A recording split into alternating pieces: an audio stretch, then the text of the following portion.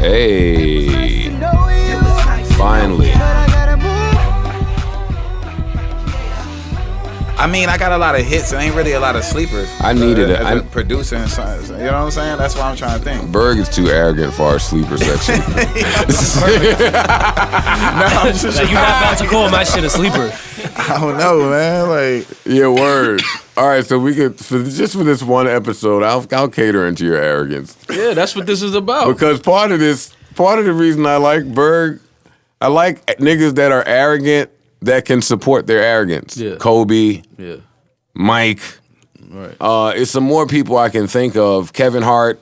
He hasn't let y'all know he's arrogant yet, but he is. No, but that's what this is for, man. The people need this side of formerly known as Berg. All right, hold up. Let me pull up my other record. I'm not here. calling him Berg no more. I'm never calling. Oh yeah, well I call him Berg because Yeah. that's how I know him. Yeah, but I'm not. Well, what should I call him? That fucking hitmaker? Yeah.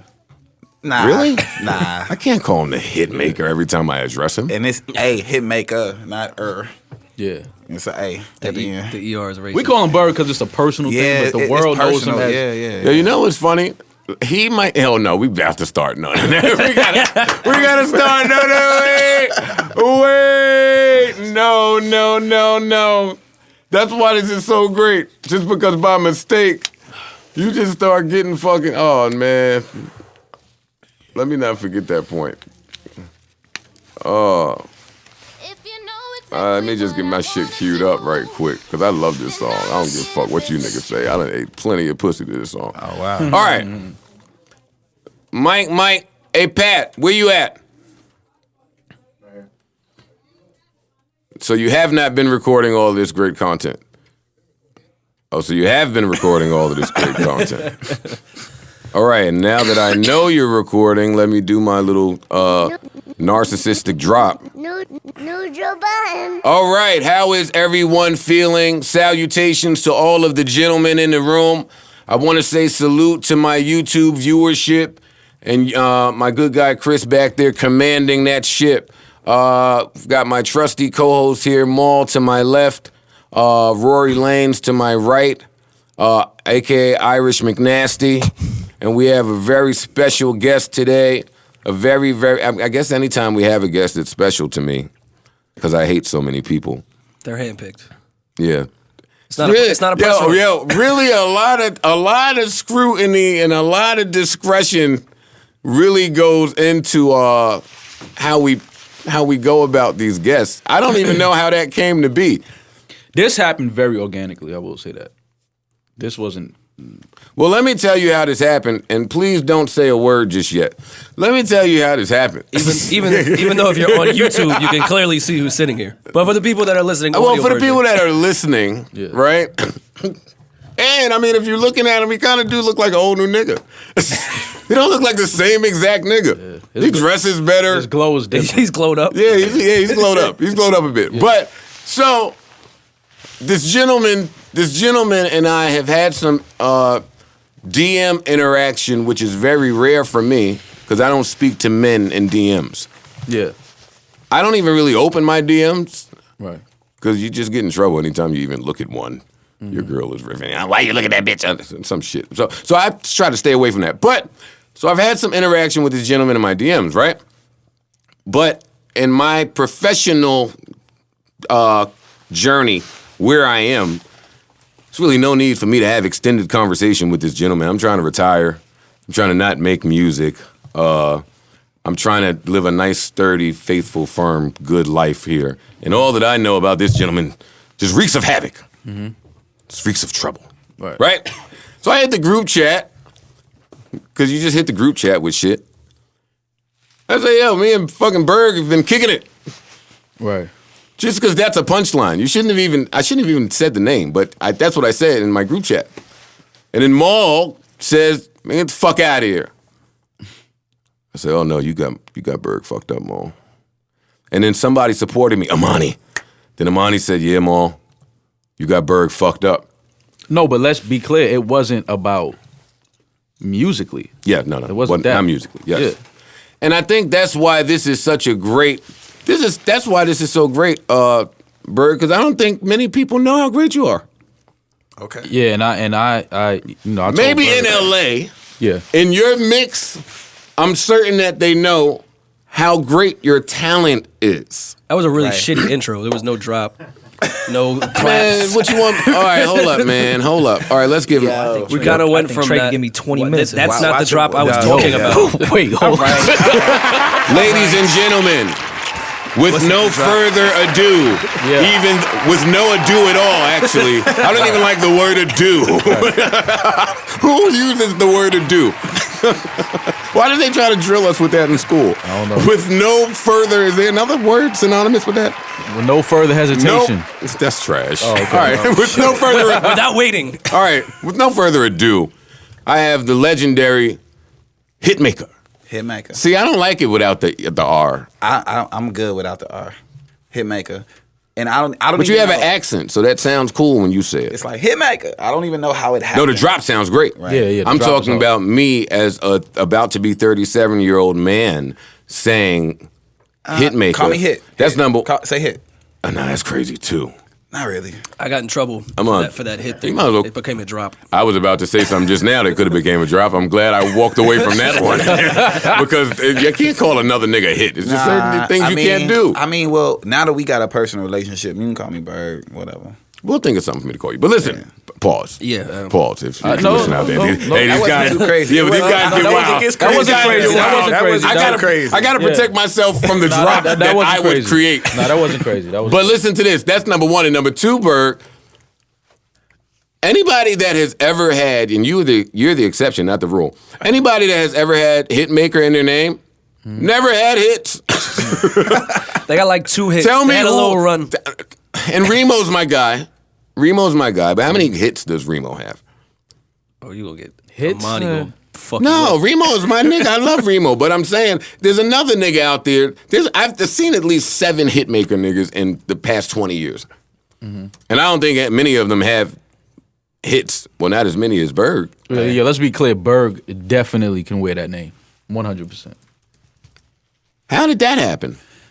I think that, the real shit is that, like, once I was going through, like, back in the day, like, I was trying to figure out how I would go from being Berg to another person. You know what I'm saying? Because music is all I've been doing my whole life. It's not like I've had, like, well, I told y'all a little bit, but my backstory is a little different. Like, my parents always came up and I always had bread, and, like, they never wanted me to do music, and they always wanted me to be like the kid 16 with a Range Rover.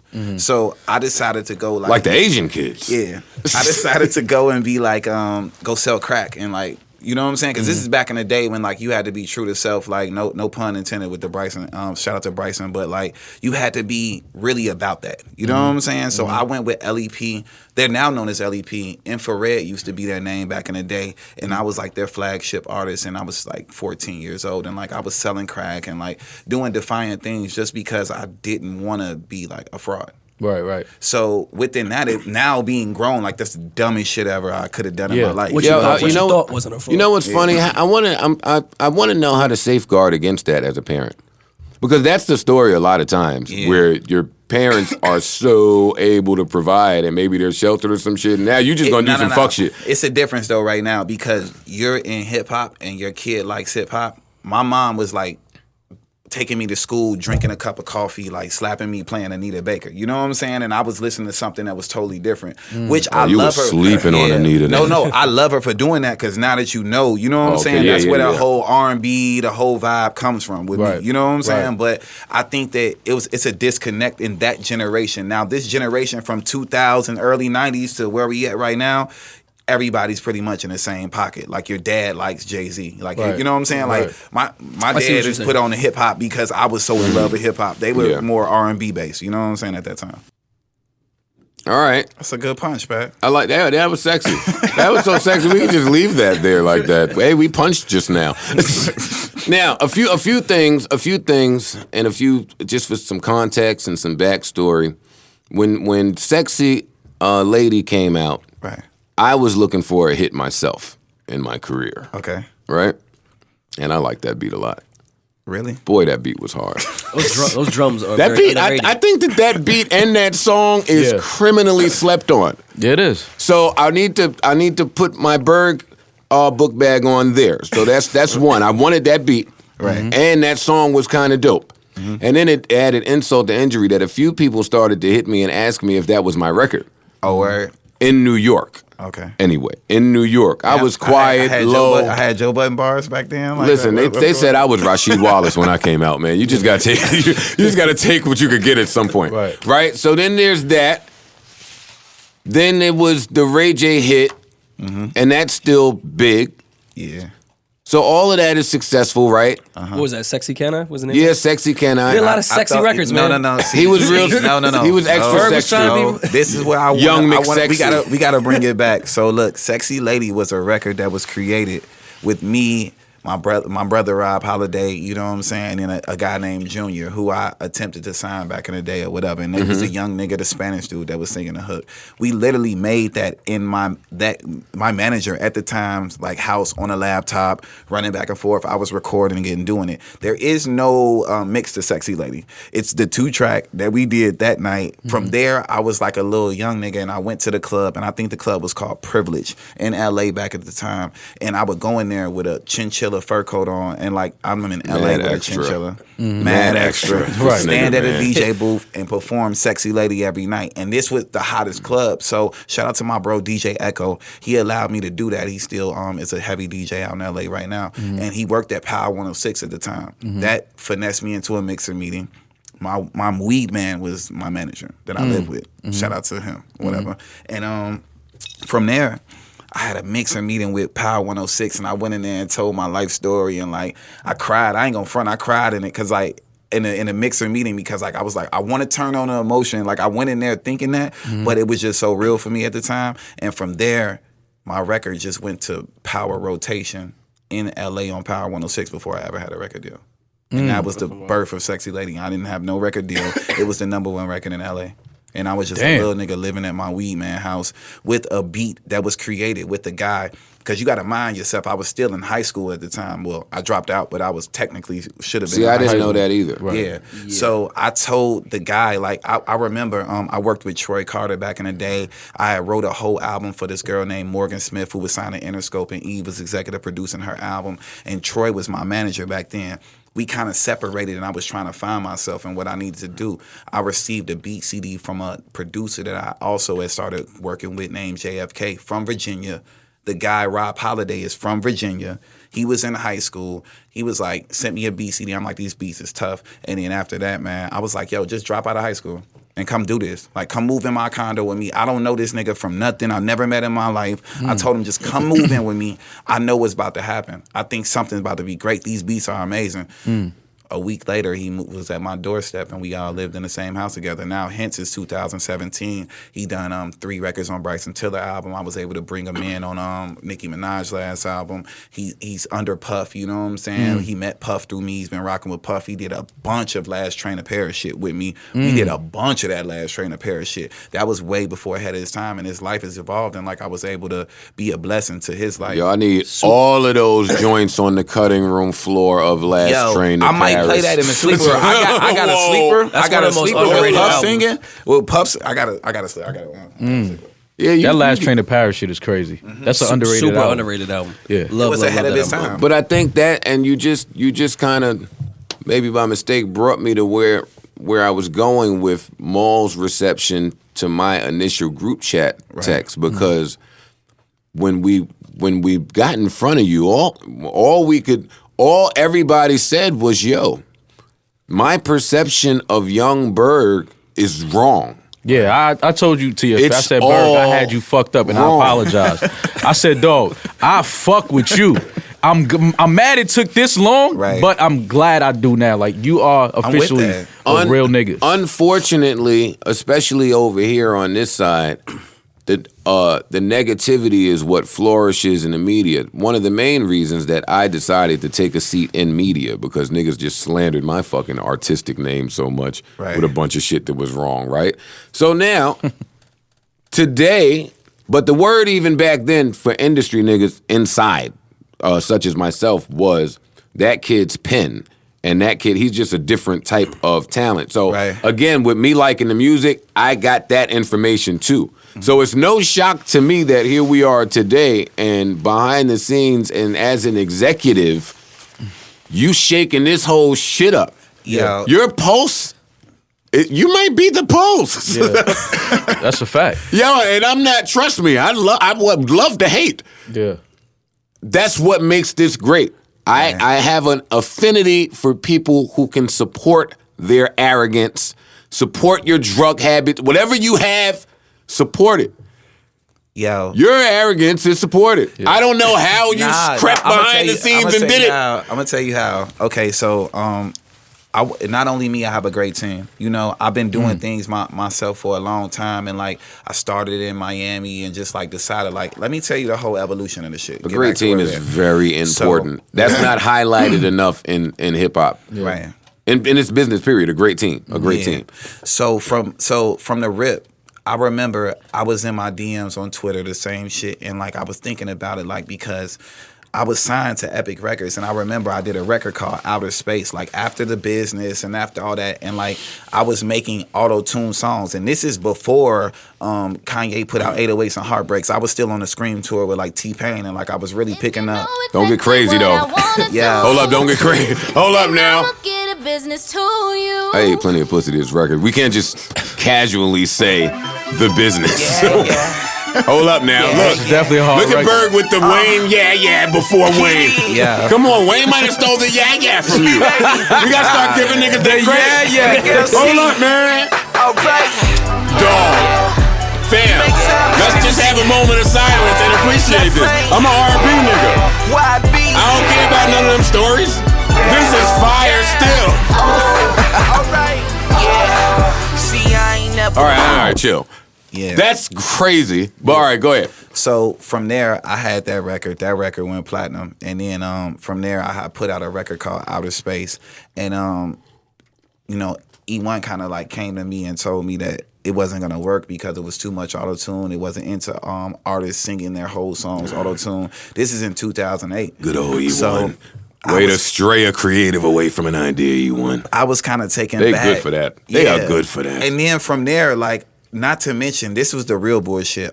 Charlie Walker got fired from Epic Records. Charlie Walker was the guy that signed me to Epic Records. I'll never forget Charlie Walker. And like, he's my guy. Like, man, I walked into the office and like, as the sexy story goes, like I had sexy lady. I'm like, okay, this happened organically. And then Ray J came to me like, yo, like, I got this record. You know what I'm saying? You know, you got this sexy lady. I got the sexy, you know, sexy can I? And he sent me a record with basically him doing 4 bars. 16 bar gap. I would say yes to Ray J. 4 bars, 16 bar gap, 4 bars. Another legend with a different perception is Ray J. On the songwriter perspective, I went in and basically tied in the whole record. I went and did my rap part. I went and did like put his part there, put his part there. And I'll never forget when we were finishing up the song, because we were in Chalice Studio in LA, and like I was popping at the time, and he was popping at the time, and this ain't snitching or whatever. This all old shit. So he comes into the studio, and like he like takes his book bag off, pulls out like a 9mm, put it on the desk. You know what I'm saying? I got the girl Casher with me that's singing the business or whatever. So like he there, and it's like friend of the show. Yeah, this is like fresh off of the fucking what the Kim Kardashian shit. So with that being said, he was like, yo, I don't mean no disrespect, but you mind if I watch this? I need this to create. So he showed us like DVDs of porno, like that was vivid pornos, not his or whatever, but he wanted to have porno playing while we did it. This nigga keeps leading me to all my next points. So I'm like, you know me, I'm with a bitch. I'm with a girl. You know what I'm saying? A young lady. He's with a queen. Yeah, he's with a girl. You know what I'm saying? Like he was with Tia Marie at the time, low key. You know what I'm saying? So he was in the booth going crazy. Singing, can I just have some fun? Yo, he was like, yo, I'm just trying to get my moment off at the end. And I was just like, nah. Like, I wasn't a bad Ray J impression. Tia Marie was like going in on him. And like, I remember that definitely. And like, I'm like, damn, that's crazy. So from there, fast forward, I walk into Epic Records here in New York. And like, I hated Sexy Can I? Like, I thought it was mad cheesy. You know what I'm saying? I'm thinking for me in a trajectory of where I want to go. Like, I did Sexy Lady. I thought The Business was the ideal second single for me to come with my artist that was signed to me, was still my production. It was organically done. It was all my shit. I own 75% of The Business. You know what I'm saying? So, like, it was one of them records. Right. So, from there... So it should have been The Business. Yes. So, from there... No. I don't know. In hindsight, it's 2020 because... I went in there and Charlie Walk, I'll never forget it. He was dancing on top of a grand piano to Sexy Can I? And he was like, this is going to be the biggest record of your career. And I'm like, no, it ain't. Like, what you talking about? Now, fast forward 2017, it's probably sold 8.5, 9 million records. It's the biggest record of my career. Right. It's the biggest single record I've put out in my career. Right. So he was right. I think that's where people lost touch with me because, like, I was just the sexiest nigga. I was about to say, you know what I'm saying? and that right there is a perfect example of how the music industry can be right and wrong at the very same time. Right. Because, yeah, that record is maybe the biggest record of your career if we're going to talk numbers. Right. But for my career, it wasn't the biggest record. impact But wise, but to push you in the space you wanna be. retroactively, looking at the space you're in now, you kind of wish that didn't happen at all. True. This is a whole new nigga. Right. Let me tell you something. The only reason that my perception of you was not like that of Malls and the rest of the niggas who just don't know is because we have a lot of women in common. And I mean, we just know a lot of the same people. Listen, I don't think that gets highlighted enough in this industry, too. Women keep this industry tight-knit, close together, man. Well, yeah. They start a lot of the beef. Y'all all They date the date a same lot 5 of the beef. women. They rob a lot of you niggas. Yeah. Women are at the pulse. Yeah, every 3 years y'all rotate the same I'm saying, 9 women. Y'all could change this, but you just want to date the same 5 women every 5 years. I'm out of here. I'm retired. I don't even see other women. I'm trying to retire. I hear you. I'm trying to just get like one. They gonna have to Just carry get- I hear me you. out. I Slow hear down. that tone. My I know that level tone. going- My I'm level's trying. so up, man. Hey, My hey, level- let's slow down. You had a nice little stretch Yeah. where Where does Berg go on our sniper list? Listen, as of last week, Where's Berg on that? he's top 3. He's top 3 on my list. No comment. Yeah, you ain't definitely got to top comment. 5. I'm a comment. He's top 3. unfortunately, yeah, Berg, you're a sniper, man. See, but some of you some of y'all that work out of there, see, we don't get y'all on the sniper radar. Yeah. See, radar. I only know because I know. Yeah. Right. But you, Bobby Valentino, was wilding for a second. There's a few of y'all LA niggas, I don't know what was in the water or Molly. Right. But y'all Or had some together. very classic world star moments. Yeah. So I don't see how a nigga cannot respect Berg's gangster. Right. Because I how could you just not? It's there. It's documented. Yeah. I was kind of like held back. Oh, back man. there. You know what I'm saying? Like, I couldn't really speak and just be myself genuinely. Well, Why I'm you glad think you that can is, though? speak now. Yeah. Why couldn't you do that? Politics, you know what I'm saying? And just people like guiding your career. When you have certain people that's guiding you, maybe you have the certain muzzle on you. I don't think that people I think that even Love and Hip Hop, when I did that, like, I was being me, but it was being me due to other circumstances that wasn't really beneficial Gotcha. or really authentic to me Right. being me. Right. Like right now, I'm having a candid conversation with y'all, and I'm telling y'all all facts of everything. But Right. Love and Hip Hop is a little Yeah. contrived. Yeah. It's swayed a little bit. And I don't want to get into none of that. Right. I'm just saying, like, I'm just speaking on that. I kind of because do that want was to get into people- all that. You ain't gotta get. that was people all right, last- I've been on Love and Hip Hop, and I can speak to the fact that some of it is a bit. You know what I mean? That's people last seen like sight of me. You know what I'm Right, saying? right. On a like real scale level. Right. You know what I'm saying? Because I've been Right. in a tuck. So I just say that to let people be clarified. Like, nah, that wasn't me. Right. 100%. Like Right. it was a little bit contrived. I used to have to tell people that about me too, and then you can never tell enough of them because you still gonna get the flyer that fucking says VH1 zone. Yeah. Love and Hip Hop zone, Joe. But I'm like, whoa, wait a second. Right. That was not in the contract. Right. That was a conscious effort when I stopped doing like them little walkthroughs. Like like when I stopped doing that and like I really focused on being a producer and songwriter. Like I didn't do a walkthrough. I could go get the little weak ass shit that they going to get. Like the little, you know what I'm saying. But what does that mean for my brand? Like I really wanted to flip my whole story and just take it to another level. Right. When did you start making hits? Clearly, the quality of your production, somewhere there was a huge jump. Right. Because shit, you're just all of it now. Right. Everything I listen to anyway. Right. See, and I catch shit when it's very early, so I'm like checking for it. And normally, you just have your finger on a certain bop that I really like a lot. Well, I think I was one of the first people to start like throwing out their email on Twitter and throwing out their stuff. So I was able to like sign a few great producers that that are still relevant right now, like the AOs, and I still work with him, and he's his own boss now. Like, but I was able to discover him at a very young age, and just like Rob Holiday and like all these different people. So the progression kind of came with me just really like putting 2 feet down in the sand, like this is what I'm doing. You know what I'm saying? Because there is the egotistical part of you that's like, damn, I just gave somebody a hit. Maybe what about my song? You know what I'm saying? I had to bury all that shit. You know what I'm saying? And say tunnel vision on this is exactly what I'm doing. There's nothing else that's gonna stray away from it. And then like I got my crew right now personally.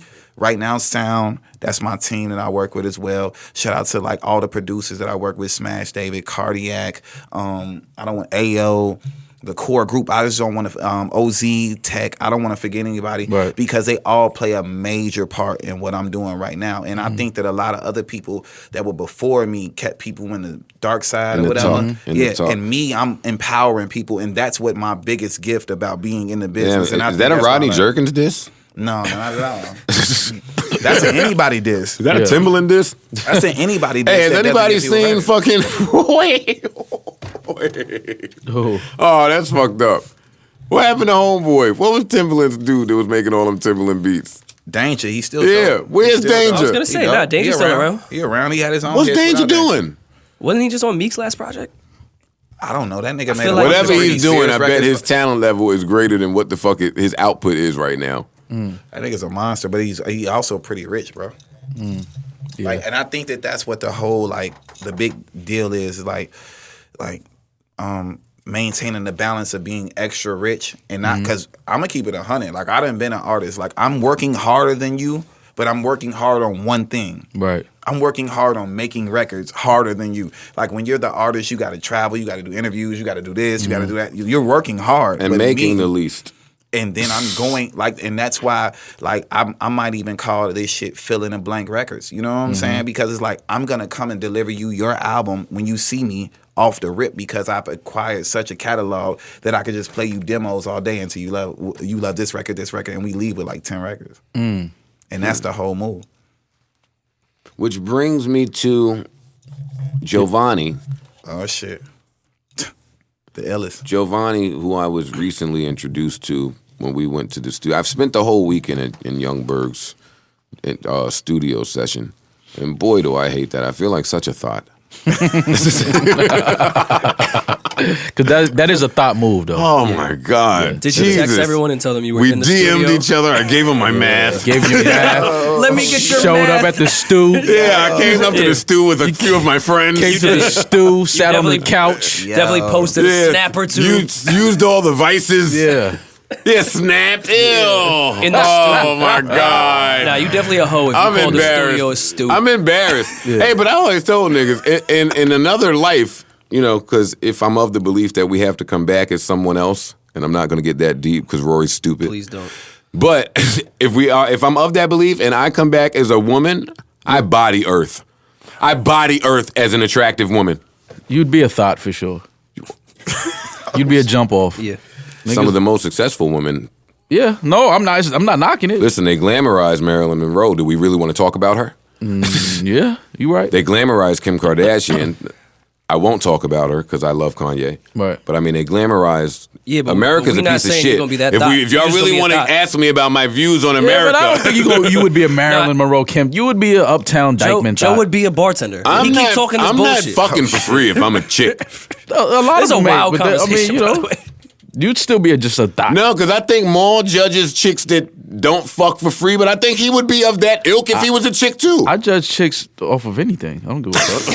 It's not about just fucking. I judge a Just chick. stop judging people. No, I mean, we live in a judgmental society. Do you want to take back some of your great escort moments? As he thinks. You got to think. On the escort moments. I have great escort relationships. I'm definitely trying to take a bath in holy water and get done with all the bullshit. Like, for real. Because I just went to the club, like, recently, and, like, all I seen was a bunch of mistakes. Wait. Your mistake? Yeah. I just seen a bunch of mistakes. Jesus, Like, that's how did I do that? Like, why did I do that? Damn. I need to value myself a little more. See, when niggas start talking like that, they've been through some shit with some women. Let's find out where he is on the sniper list. I got him top Oh, 3. him and Bow Wow. Oh, I got him top 3, man. Berg, I need you to try to be objective here. I will be. Bow Wow is on the sniper list. Sorry, bro. I will be. 100%. I will be. Wait, now, do you know what we mean when we say sniper? Yeah, of course. Yeah, of course you do, because you're a sniper. Right. You know, niggas, snipers know when they snipers know when they Well, snipers. Maul and Rory told me I had to be informed on what the definition was. Yeah. Right. But now that I know, all right, so Bow Wow is a sniper. You won't take that from him. No, not at all. All I right. won't take a lot. I won't take anything from Little Bow Wow. He made the distinction. It's Shad that you got a problem with? Yeah, No, he but I drew a mean, line. musical credit I take from Little Bow Wow because the Brat and Jermaine Dupri wrote all his records, and that was my Yeah, I don't initial think anyone beef gives him with musical him credit. when I was like the younger me. You know what Yeah, I'm saying? And yeah. that's why I always had like a not really cool vibe for him because like I was writing my own records when I was with DMX and when I was a young buck. You know what I'm saying? Right, So right. I kind of was like I felt like he was like a fraud. But now that I'm a producer and a songwriter, I understand 150,000,000%, and I respect what happened. I think that was the best thing for his career at the time. Right. But go ahead, Joe. I don't care about none of this bullshit you talking. What is he talking about right now? He had to make it clear. I don't care. Okay. Don't qualify this. I only want to talk about the sniper list. Bow Wow is high on the sniper list. He is. Right. That's a fact.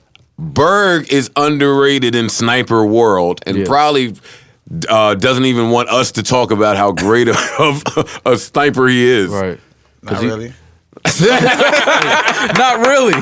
Not really. I mean, you know, political ties involved. But go ahead. Let's talk. You know, All right, no, I'm still fine. me. I'm still me. So Fine. No, go ahead. Let it go. Yeah, we ain't got to do no names. We ain't going to do no I mean, names. I'm never doing names, but this is certain niggas, and I only mention this, Berg, because on our podcast, there's a few niggas who the public has a false perception of based on the narrative that has been fed. Yeah. Ray J is an iconic legend to me. Sorry, that's just what it is. No. Ray J goes down in the books of being things I've seen with my two eyes. Like they need to pay for Ray J's a legend. Corinne Steffens book for that. I agree. Ray J should have a book. He needs a book or a movie. It's coming. Don't worry about that. It's probably coming. Like he always 3 steps ahead. He told me from the jump when Love and Hip Hop first came on, it was going to be like 5 seasons plus. I'm like, how long do you think this shit gonna last? He like, we got at least 5-6 seasons. So I don't know. He just be seeing shit. I put Berg high because I like people that move low. Yeah. Bow Wow, we all knew every last movie ever made. He announced it. He talked about it later. Berg is high on that list for me because unless you knew Berg, you wouldn't know. Right. That's where it's high for me. That's what a sniper is. You I can't prefer really that. Contrary to public belief, they would think different because of you being on a platform like VH1. But other than that, if you don't know anything at that level, I never put anything out that was just like super. Right. You know what I'm Right. saying? Like out there. Yeah. But those who know. Yeah. I know think now. that me and his beef stems from women as well. Just like every other man in the Yeah, that's what most niggas beef about is women. Yeah. So that's why it's not really But beef. why It's not can't real. it be the thing that most niggas don't beef about? Because in the industry, y'all bumping, you know, y'all have a lot of women in common. So and certain niggas pillow talk. 1 out of 3 niggas pillow talk. I was gonna say 2 out of 3. Yeah. I'm gonna accept. I don't want to talk about men. I like this another topic. man. Me too. Or when I'm around another woman. Yeah. Like, what are we talking about a nigga for? I Right. think the lines are a bit blurry here, right? Again, like I say, snipers recognize snipers. I think that men that have a lot of, let's say, familiarity with different women from different walks of life know how to conduct themselves around one another. Fab and I have never had a conversation about anybody that we've ever had in common. Right. And to women, if he got a dirty Mac about another man, that's his point of reference to try to get to you. You shouldn't be fucking At the- with at like the- you are at the- stupid. at So the- This case. that's it though. Y'all just pinpointed it. He's the type of dude that does that. So the women that he dealing with be like, I like you more than him because like he's trying to throw dirt on your name. Like the man told Corinne Steffens that she shouldn't have sex with nobody but him and Lil Wayne because I wasn't famous enough to have sex with her. All right, now time out. Now time out. Wait, time out. Time out. Time out. Time out. Time out. Hey, and benchmark this. This is where I want my teaser, Chris. Right here. Hey, Jesus Christ. but now I gotta shoot my nigga some bail. If Corinne Steffens has that like they say, a nigga's gonna say something. Nah, man, I'm fam. not rolling with that, Joe. I'm not cut from fuck that. that. No, not Fuck co-signing that. that Look shit. at I don't Bow care Wow, how man. I don't care how good the sex is and all of that. You bugging. You never supposed to do no shit like that. Are you man. kidding nah, me? Fuck Look that. Why is a Bow man's Wow. name even being Fuck brought up that. when you trying to fuck? Yeah, no, Like, man, no. Wait, no. time out now, because I refuse to have Maul and Rory agree on this, and y'all are from two different generations. Your generation I could accept it from. Rory, your generation does it as a normality. talking about me, not my Oh, generation. I'm not talking about you, so I don't want to speak for you. Don't speak for you. I'm speaking for generations here. I don't care about what any of y'all do publicly. And that's where the trick lies, Bird. was some 90s because shit. with men, this is my thing with men, and this is why I love this topic, and this is why I love men. Right. The same way that women... I don't care. I love men. Soundbite, man. I don't give a fuck. Women, right? Women, that's a verb.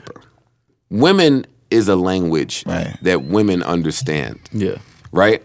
So when women say things to us, this is the one argument that they'll always win in relationships. When women say it's woman shit you wouldn't understand, whatever your logic is, you're going to lose. Right. You're going to lose. Nothing you say matters. Know why? This is not an arena for you, you fucking man. Now, with men, women don't understand this. We have a language too. Yeah. We It's have just not a shit. lot of words. Yeah, that's what I'm saying. Men move very animalistic like, and we communicate without really communicating. Things go without being said. So when You I just say I know. love men, I get that that's a cool soundbite, cool, but I like to witness that. With that, the beauty in that is, as men, I never know how a man is coordinating and operating his business with women. Guess what? It's none of my business. That's the game. That's the game. So now you get niggas who start trying to introduce fuck shit in the game. Dirty macking is something that I will never approve of. I will never, and I have no problem with a nigga trying to holler at my bitch. Right. Just don't use my name. Don't use my name. My name should never come out of anybody's mouth.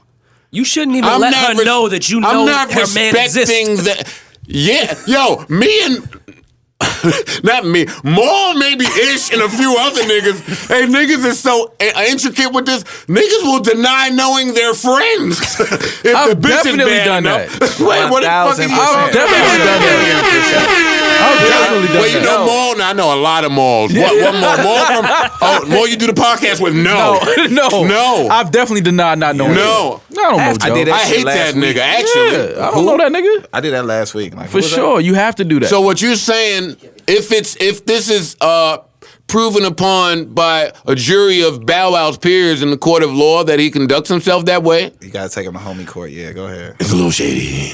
shady. You would It think. is. You would think. No, wait. Sorry, Bow Wow. And like I heard rumblings, but Corinne's so real, she didn't tell me everything. But I know how Corinne works, so Bow must have did something that was crazy, and it came to me via Vlad TV through her own mouth to the world. So it ain't like I'm just talking about something that happened behind Right. closed doors. This is something that you can YouTube and Right, see. right. Wow, what did Bow Wow do to Corinne? Ain't no telling. Ain't no telling. Like she one of them that I wouldn't even like play no games with. Like she cool, but like just keep it on the up and up. Just keep it moving. And I can't. Let me tell you something, man. I applaud any of y'all niggas that are on the Corinne Steffens list. That's not. Who said I was there? I said I did. Who said that you were? I didn't. I said I applaud any of you niggas that are on the Corinth Stephens list. I said nothing about Berg or Hitmaker or Hitmaker. I said nothing about that. Three of them were not on the list. Trust, I didn't read her book, so if there's an excerpt about you, I don't know about it. But what I'm saying is this: I'm scared of women that way. Yeah. I'm too paranoid. So when women behave in that manner, when they want to start writing books and telling my business to the First next of nigga all, they fuck, the no, book. you ain't gonna Corinne start talking about Superhead the is old tattoo enough on, that she on needed my a book. left nut testicle with the next nigga. No, she do a lot of talking. I'm scared These of women women that talk a don't lot. need. She would come from the era where you had to write a book. They could go on their phone right now and type that shit. They don't need a book. Women, it's worse. women it's that scarier. talk a lot. Corinne It's needed a worse right now. publisher. It's worse right now. These bitches need a phone plan. Yo, like if you do something crazy, like you walk out there and do something crazy, it could reach the news in less than like 3 minutes. Yeah. I don't even care about the news. real time. I care about the shade room. Oh yeah. Don't end up on shade room. Yeah, what the Whatever the you shade room will alter your whole day. do. Yeah, definitely. 100%. It'll be that too. It'll be that too. Which is why I conduct myself in a manner that is appropriate at all times. Because I'm way too paranoid. I'm just too paranoid. I can't give somebody that type of yikes. Yeah. Yikes. It's a scary world out here. So you're at Atlantic now. Or is that a secret? I'm around. Are we not telling people that? All right. Berg's not at Atlantic. Nah. I don't know. Listen, I'm just talking shit. We can edit any of this. Nah, But I'm working. I would like to say that. Berg, we make fun of that line here. I'm working, but you really know. No, I'm but working, he's though, so, really- you know what I'm saying? Yeah, I so you know, can't but make fun of the line. That's No, why all of that is no. valid, because he is really working. Yeah, but that might be the reason that the niggas have started saying they working, so I have to condemn him along with his affiliates, along with the fucking fuckheads that he's birthed. Oh no, he's really working. All right, so okay, I'm working. I'm executive. Where we at from there? Where we at from there? Because I'm a fan. I'm a fan of this podcast, so I want Berg- to know where we at from there. Yo, Berg is so great. Dog, Berg I is so fuck with him. fucking great. I fuck with him. Now that you're an executive, you have any interest in being an artist again? Of course not. I mean, Yeah. just as Young Berg, of as course him. not. Why Nothing would to he? do. Of Why fucking would he? course not. Why shouldn't? Why would Why he? shouldn't you? At the amount of front and back ends that are coming in currently at this moment, I feel like I'm on like a tour. What happens if you make a record that Y'all need to Google this nigga, man. he talking that Berg, because listen to me. The only reason that I have not said to you, because a lot of people aren't aware, hey, can you just list some accolades? Is because I just think that's a whack, corny, fucking cliche question. And Google it. Yeah, it happens so quickly that Google like, it. This song, that song. It looks like I'm just on some Kevin Durant, and it ain't a rant. A lot of people don't know that you wrote the hook for Bounce Back. Big Sean. Yeah, I co-wrote it with Jeremiah. Now, Co-produced it with Smash David. Shout out to Smash David.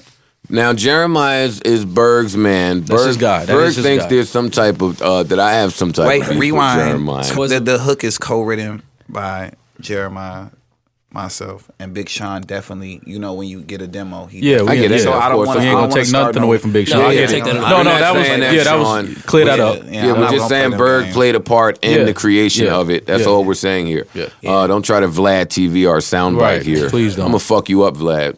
Every time I say your name on my podcast, I gotta remember to let you know I'm gonna fuck you up when I see you. I got my list is growing. The older I get and the angrier I get, my list of niggas I'm gonna fuck up when I see it's growing. Now, back to this. What were we saying here? Oh, bounce back. You were saying. Did you have a point you were getting to with that? No, I'm just sitting here thinking about all the shit that he's done musically that people might not have any idea about, and it's just like when he just said, "Why would I want to be an artist?" If you've seen the front ends and back ends that was coming in, that's just fly shit that he can talk now. I Because, mean, look, like this is just factual information. Like Billboard puts out this list of Hot 100 producers. I'm number 10 of the top producers in the Hot 100 right now. Like that's just what it is. Like I just looked in academics. Your co-host, that guy, he put out the top streaming songs right now currently, and I think Bounce Back is number like 8 with like 175 million streams this year. That's wild. What you did? What did you This do on nigga's Kevin numbers- Hart? this nigga's Overall, numbers game overall, is you know what I'm impeccable. You did something on man. Kevin Hart shit? Nah, not at all. But this That's is what my, it says on your thing. Don't believe Your all that. music credits. Yo, you on Wikipedia, Rory? know, Are you I'm making on my real podcast credits. that? You know I'm extra low with my shit, but like I'll tell y'all everything that we doing. So like that was my first number 1 this year. Bounce Back. Yeah, and shout out to Smash David, and like the creation of that was really crazy because like when I was doing something trying to make myself more and like just put myself in a different level. And like I remember I was getting a little money, and like I was getting like I've always had money because my father, you know what I'm saying, and just things of that nature. I've had good people watch my money and watch my business. Right. So Lucky from you. there,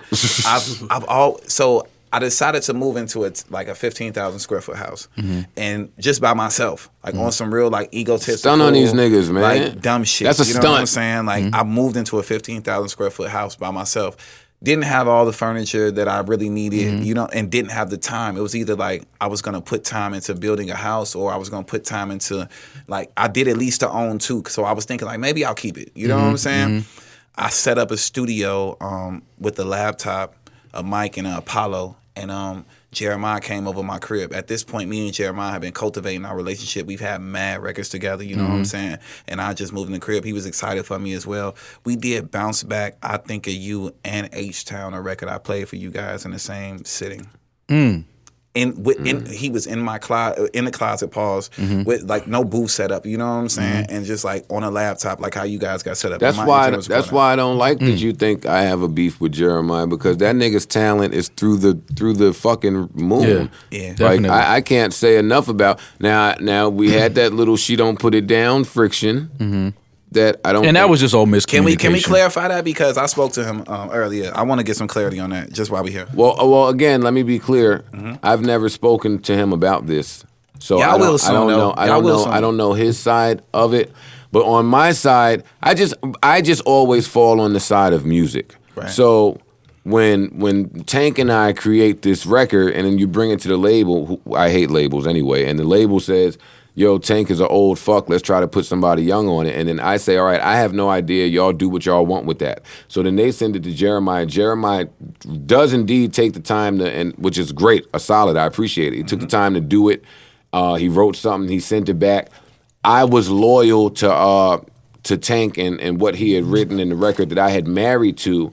Jeremiah, what I'm told is Jeremiah's beef with me was that I could have contacted him, or Tank or somebody could have contacted him to let him know. On my end, I never spoke to Jeremiah about any of this in the first place. I never had a part in trying to change this record. Right. So why would I be the person to reach out and say, hey, I'm gonna do this a different way? So Jeremiah's beef is, yo, I hear it on the radio, and that's how I find out. Now, I agree with that. This is all hearsay. You know how that go though. Now, me and you sitting here, and all of us, I think, because I feel like Rory is going to be working at some record company very soon. I feel Rory like- comes from fucking bum-ass L.A. Reid's music tree, which is why he's so stupid now. I ain't with all that. I feel like Maul is going to we're be just gonna consulting fight, somebody's company very soon. And I think that you're going to be in the office at some point, because as much as you hate record companies, whether we like it or not, they're not going anywhere. Right. Yes, they are. No. They're Yes, gonna they are. exist. They're going to exist. Yes, they are. No. I can argue that. No, because you want to know why? Everybody isn't as fortunate to wait for money. Everybody wants money. So as long as you have somebody with capital that's able to give you capital for whatever you can negotiate or whatever you feel like is fair for you, it's always going to exist. I think all the music people will always have a job. Yeah. I'm not going to say that medium will always be record labels. Back to what I was saying. Shit get lost in translation, bro.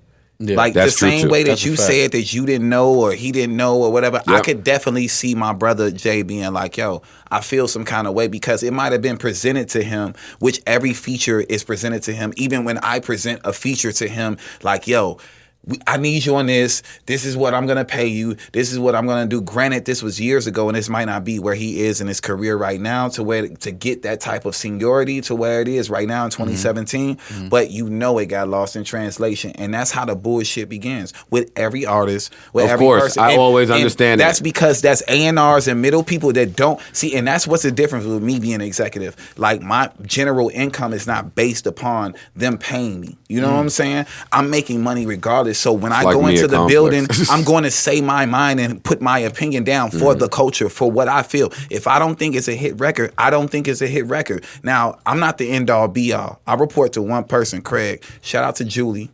Shout out to Craig and Julie. I love them both. Both were very very critical and imperative as far as my career went for the ties of Def Jam and the road to Def Jam. We won't leave him out. Shout out to Kaiser. Because I remember Kaiser's my guy. Come on, like I was He's in that. I seen the whole game do a whole 360. Like I was 15 signing Def Jam. Like it's Kaiser, real, you still a piece of shit. But all right, let's go ahead. But what I'm saying is, shit gets lost in translation, bro. No, I agree. So, and because I know that, like, I'm not new to this game. That happens. So when they have the little whatever, they had a function. It was some type of award ceremony. It was an all-black ceremony. He was there. I was there. There was a few people there. When I saw him, I think that was all we said about it was, yo, that was nothing. I nodded my head. I shook his hand. I'm a Jeremiah fan. Yo, I played a bunch of Jeremiah shit. You definitely, like, we might bring you back. Because Berg, might bring Joe back to the rap Berg, game. this is the only reason that Maul is my friend right now. Okay. What you're saying right now. The only reason. The only reason Maul is my friend is because how I intend to come off sometimes and how I come off is very different. So I need Maul to just tap me and tell me when. Like this, I'm a huge Jeremiah fan. I like to get a lot. And you disrespected him a little bit because y'all sat here on this podcast and said that the man didn't have hits. Nobody ever said that. You gotta find that. Wait. Nobody said that. You gotta find that. Sales. I think you said that on Everyday Struggle. He don't have sales. What are you talking about? His Oh, last here come album. fucking Atlantic, man. His last album is approaching platinum. Every single he's dropped off his last album has went gold or platinum. I don't know what you mean, and he's 4 singles deep. What does that mean to you? That sounds like a fucking Bruno Mars album to me, damn near. Okay, so I get what you're saying. I hear you. You're right. Even though you don't know, it's This the is same. what It's the same shit you're you're saying about me. You that are people correct. don't know. You are correct. Whatever. You are correct. Here is where my Jeremiah argument lies, and this is objective. I would say it to him if he were in front of me. Let me be very clear to the people that are new to media, Joe Budden. Anything I say here, I'm saying to somebody's face. So, and this is not a knock. And this is the same thing I say that's keeping Big Sean back from being held with the Kendricks and the Drakes and the Coles, right? I don't feel Jeremiah Okay, go ahead. has a body of work. I don't feel like he's developed a good enough credit report with his bodies of work to where he's looked at as someone where we are anticipating his albums. We're always anticipating his singles. He's going to hit it out the park. Do you disagree with that? I'm half and half. This is where I think it is. Jeremiah is so music promotion heavy, and he makes urban and rhythmic music. He does. He hasn't had the cosign of a Weekend or somebody that doesn't make themselves as visual and as interview savvy as whatever. You can't even Google and find a Jeremiah interview. He's leaned and stood directly on music. He doesn't have as many visuals. So he's one of those people that if he made a pop top 10 like a Weekend or maybe had the cosign of something like that, then you would understand it, and that's what's finessing other people through. Let's put that on Jeremiah too, because he had that pocket where he hopped on all of the fucking, the drums that are popping now, the old Caribbean. He had that pocket where he did that, and I don't know if people were so receiving of that Jeremiah the way they are to all of these other artists jacking that Caribbean. I think that played a part in just how some casual fans may view him as well. I'm not speaking about me, but these are takes that people have on. I'm sure he's heard these criticisms. See, my thing is with Jay is that for a casual fan, you have to be they're just into his music. A casual fan should be able to criticize. No, a superstar is somebody like me personally. I think that if you have to do interviews, you have to do this. You know what I'm saying? They do that. You know what I'm saying? The Is whole he type an of introvert? things. Yeah, I think that he does. He's more musical. No, not right now. Okay. Like if you meet him, it's the same effect that you're gonna get from me. Okay. I've never met him. It's the same exact thing. I mean, I have met him, Gotcha. but I don't know him. It's not the is what I'm same saying. as me because like I'm a little bit Yeah, like your shit is you know different. What I'm saying? Yeah. But he's definitely You would be We're surprised. two different people. Yeah. But you would be very surprised Okay. about what's going on at Jeremiah's house or how we're creating these records Got and you. what's My going on. my old next door neighbor, Star, is extremely close to Jeremiah. And it's so fucked up, right? That we had that whole Tank, she don't put it down shit, and that I always fall on the side of music because in the future, I later then had a record I thought Jeremiah would be perfect for. Right. Right. And then I tried to get to him. I said, "Oh shit, my memory's so bad. I forgot that we even had a beef." Yeah. See, like some beefs, I just don't even remember. Yeah. Like if it's not like I'm gonna pertinent, keep it 100 then, though. like, When I spoke, it's not a beef with him. Like he doesn't. You know what I'm saying? I just felt like he was always on some fuck Joe Budden shit, and I'm used to that. No. The thing is that the only he has a problem. And I can't speak for him, but I'm speaking on my. I'll end. speak to him eventually. No. The accolades. You can't back away from the fact that he's might be one of the most influential songwriters that's in this whole business right now. Oh, well, wait. So let me be very clear in front of the camera, everybody listening everywhere. He's right. Y'all are correct. I know people say I don't know how to admit when I'm wrong. But that was more information that you birthed me to. And you believe that right now. So if you look at the trajectory of what's going to happen between now and the next 2 years, with the music that I played you, where does it go from here? Only gets bigger. It don't get And bigger. No, wait, time out. Only gets bigger. Time out. And you would be winning this argument if you would be winning your point, and I would have nothing to say if I were not an introvert myself. No. He didn't shoot videos for his last album. A lot of them. Planes, there's no video. Don't tell him there's no video. A lot of female friends I have would love to know why there was no video for no Planes. Well, because there was a video for Planes. There was a video shot. Chris Robinson shot the video, and it just didn't link up the way it was supposed to. Wait, who the fuck is still giving Chris Robinson a video bag? Okay, so let's leave that at that. That's too much money. Well, it was a very expensive video. You but know how it much didn't Chris make sense. Robinson costs? No, but look, what I'm telling you is Man. that video was shot on the J. Cole tour. J. Cole was in the video. YG was in the video. all Another that while we reason were why I doing it. wouldn't have had Chris Robinson shoot. They on So- tour. It's already a movie. It was shot in Chicago, which I loved as well too. But it just didn't link up. You as an artist, sometimes you understand that sometimes your vision and the director vision or whatever end up happening, it just doesn't link up at that point. That's what I could speak upon that situation as rocking with Jeremiah. So That's if true. you look about what's going on with us collaborating, where he's at in his career, I think of you has a visual. It's a visual with him, Big Sean, and Chris Brown. Like that's the first release that we're doing off of his whole thing. So there is no like he's in full go mode in my opinion. Jeremiah, I want to be clear and concise in my message here as we end this. I'm a huge fan of yours. I just don't know you like I know the other guys, I guess. I don't know Bryson either. Bryson's another one who thinks I hate him. Well, I was gonna say I think Tori that whole knows I Bryson love Tiller him. I writing think they style. all stealing from I think Jeremiah Party started thought that writing style. Party thought I hated him too, though. Excuse me. Yeah, he did. Party thought. All these niggas, and I love all these niggas. Okay, let's do a timeline. So if birthday, I come off wrong. Wait, if birthday sex came out in 2007, right? Then there's a real. Was it 2007? Yes. It's your I was birthday, gonna say and I 09. know you, I knew. Damn, that was 10 years It was ago? yeah. Yep. So Shit. it's Yes, a it real was. distinct that When did the it catch? the kids that are singing now, because I'm old now, you know what I'm saying? Like the kids are singing that this is 13 years old, 14 years old when they're hearing that, and that's what they're growing up. I don't think that anybody that's relevant right now can honestly say that they're not a part of the Chris Brown, Jeremiah, Trey Songz, you know what I'm saying? Like that fruit. I don't think that's of that far tree. fetched. Yeah. I don't think that's a far fetched thing. I always thought this Bryson definitely kind of was 10 got his years ago, writing by the style way. from Jeremiah. The We first time can't I say- heard yeah. Trap Soul, I was like, this is kind of Jeremiah-ish. You know what? But now that I know he's an introvert, now looking back on when these records were put out, you could kind of tell that maybe an introvert made these records. Because you never really knew too much about him then, which is probably why it took a little while for some of these records to connect. And he's been on so many smashes that now it's like.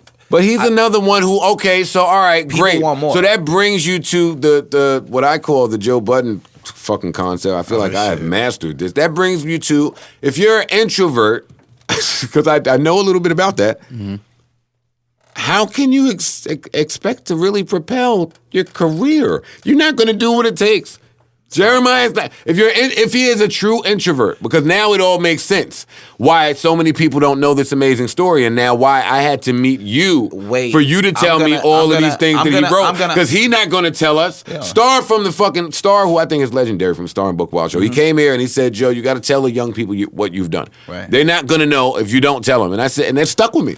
Because I'm like that too. I'm not braggadocious. I don't want to throw all of my shit out there. So if Jeremiah is like that, you can't fault me for not knowing how amazing his fucking pen is. He got to get out there and say that. Yeah. Or maybe he doesn't. Or maybe that's not his perspective. Or maybe he can be like you and throw a pool party and have a big ass house. You know what I'm saying? No, because I think care about what people think about. And I hate to bring this up Because as long as you have the monetary, like as long as you get the finances, certain people don't wish to be that. Now I think that my brother is in a position where it's like it's been overlooked so much, and it's kind of like, man, smashing your face. Just kind of like how he was on the Drake record. It's all about us right now. Like I was there when him and Party created that record.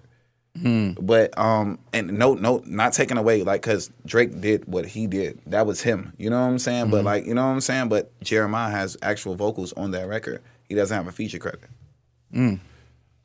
Let me tell you something. Party, who I've also never met, let me be clear, but I also feel like he's a little introverted. He find a way. That's pretty clear. He find a way to let us know he wrote that damn song. No, he don't. No, he don't. Nah. He posted The demo posted on version. Instagram. He leaked some shit. He thank a nigga. He find a way to let us know. But How else do I know that he wrote that fucking Shining record? I think that. I don't think he was the one anybody that in the put that music out. business that's in a level that we are. Whoever the fuck put that out. I don't be looking for this information when I get it. That record. I think Do you Khaled like put that that out. record? Shining? Yeah. Yes. I like that record. Berg thinks I should take a job at a label. It'd be interesting to see. You have to. You hate labels. You hate labels. Like That how would could be you interesting. like you know and you've been signed to a label. Go get yourself some health So insurance, man. with that saying, like you're doing health you're insurance. doing the culture a disservice if you don't go inside some building and try and make a difference somewhere. You just being selfish. Which brings me to what I think is You an think I amazing- want to be on Memorial Day weekend, not Miami, on a yacht somewhere or whatever, just in a studio stuck in it? Yeah, I really do, but it's fun. I was about to say, I 100% think you want to be in the studio it somewhere. looks mad cooler. You know, you think my Snapchat. We look your like snap ain't as Odell cool. and Victor Cruz. Yeah, for real. For real. That Bears move is not a splash. Cool out, man. Congrats to Vic on that too, man. For real. Yo, I want to congratulate Vic because Vic is like we love Yeah, Vic, that's my guy. but damn it, I'm mad. Hey, who's quarterbacking over there? Is it the same quarterback they had all these years? Hell no. Oh, I don't know. Anyway, we'll talk about sports. another who's the time. next female to blow in the music industry right now? In what type of way? Music. I want you to stop being a pervert. Yo, Jesus, what'd you say, man. Irish McNasty? Yeah, Irish nasty gonna over there. find a way to. God, this is terrible. This is terrible. Could somebody please I still have a lot of find faith in Ja Rule, Seven. get hold of this motherfucker so I can make sense of all this. No, I just want to know because Where is Ja? I want to know who I should be working with. You know who I Moving like? forward. You work with everybody, but Dreezy. I love Dreezy. I love great. her. Jeremiah gave Dreezy. I mean, excuse me. Shout out to Starra. Shout out to Jeremiah. That Body record is a smash. That was, and shout out to T-Pain because the close to is it close to you or Yeah. next to you? One of the, that shit is amazing. That's the one. Yeah, that's a sleeper. I played it as a I sleeper. loved it. In fact, I did like an Instagram post where I was so happy, like to where I embarrassed myself and I just deleted it. You know what I'm saying? It was one of them like I'm fanning out too much. You know what I'm saying? I Yeah. really know this person. Like I gotta chill out. You know what Yeah, I'm saying? I like her a lot. I like her. All right, so let's put your your R&B hat on for a second and try to fix some people. Come on, let's try to fix Tinashe. She hasn't been inside the studio with me yet, and that's the only thing that can fix her. See where that combos. Anyone we name. Holy shit, that was great. You know who else I like too? Mila J, man. I like Mila J a lot. I like Mila J. See, but I'm gonna keep it 100 with you. I don't know where I've reached out several times. You know what I'm saying? And we're cool. I've worked with her before prior to me being in the position I am right now. But I would love to do it. But I just got to see where it's at. Right. You know? Right. Like, And you already got some. does she still have a label situation? I see her on the road. I'm not sure. Yeah, honestly. so I don't know the ins and outs of that. And you got a record you played for us with 7. That's crazy. I was gonna say, That's what's up with fucking 7? Because I crazy. think 7 is extremely talented. Yeah. And with the Atlantic connection that we're not even speaking about. Why has her shit not hit yet? Because she's super talented. She always has a single that could go. And it she just keeps, never goes. She keep getting a shot too. Yeah. yeah, She's talented. Nah, She's I had a think- couple Seven keep shots. getting a shot. I think that just business wise, she's as an artist, like you might be switching management, you might be switching A&Rs, you might be switching things. So The consumers don't care about that. well, politically things got caught in translation, and then I was able to come in and make some records. And I'm talking about she's got I did this record, our first single, just like DJ Khaled-ish. So look forward to like 3 super duper. I mean, When is the music ever the problem with 7? I want to know more about 7. I can't. I feel like the knock. You talking about from executive or consumer? Because I just really, you know what I'm saying? Both. I don't know if you can speak to it because you know her well. Oh, I'm very well. I'm talking about the people who do not know her well, and those dots don't seem to connect. It seems like Sex on the Ceiling. Oh wait, Sex on the Ceiling is fucking on. That one is hard though. That was on the Sex on the Ceiling is on the EP. That's an amazing record. I don't believe it. I don't believe it. Why? I don't think that 7 is having sex on the ceiling. Nor do I think she wants to have sex on the ceiling. And because that is not believable, some of those great records that her talent is creating, I would just like to know more about her. She's gonna give us a great record every time. I just think that certain people have to readjust. You know, the same reason I'm able to do a podcast here with you. You know what I'm saying? Like she's not. You are a mega star, my nigga. Yo, you are a show. You should have your own something. Yo, you are so greater than whatever the greatness is that you're doing. That's how amazing you are. You should just be like a Truman Show. Yeah. I won't say that about too many niggas, by the way. Yeah. I was trying to tell them that we need to create our own TV show, but it's coming. But I think that 7 will be something. Watch, because she has no choice but to be. Because she works hard. She's doing what she deserves to do. And I'm going to make it happen. Like that record that we're talking about, that we're on this pod, it didn't exist 2 weeks ago. It did, you know what I'm saying? Like it was something that happened, and like I was able to tie in every feature like that's on the record. She has a record with 3 superstars on her record. She's coming back out. Stay tuned. You know, I will say, and the follow up, Rory. What you think about the follow up? The run. Every record. Yo, I was about to say, all of us. I don't know what we're gonna play, but from what I heard, I love. Me saying it's kind of like giving it away. You know what I'm saying? But and mind you, I didn't bring up 7 just because of what you played. We were just talking about Berg came here in R&B with 2 gentlemen. One I know, the other is pretty built. He's been working out, right? If not for that, I have been trying to figure out how to snuff you and take the phone.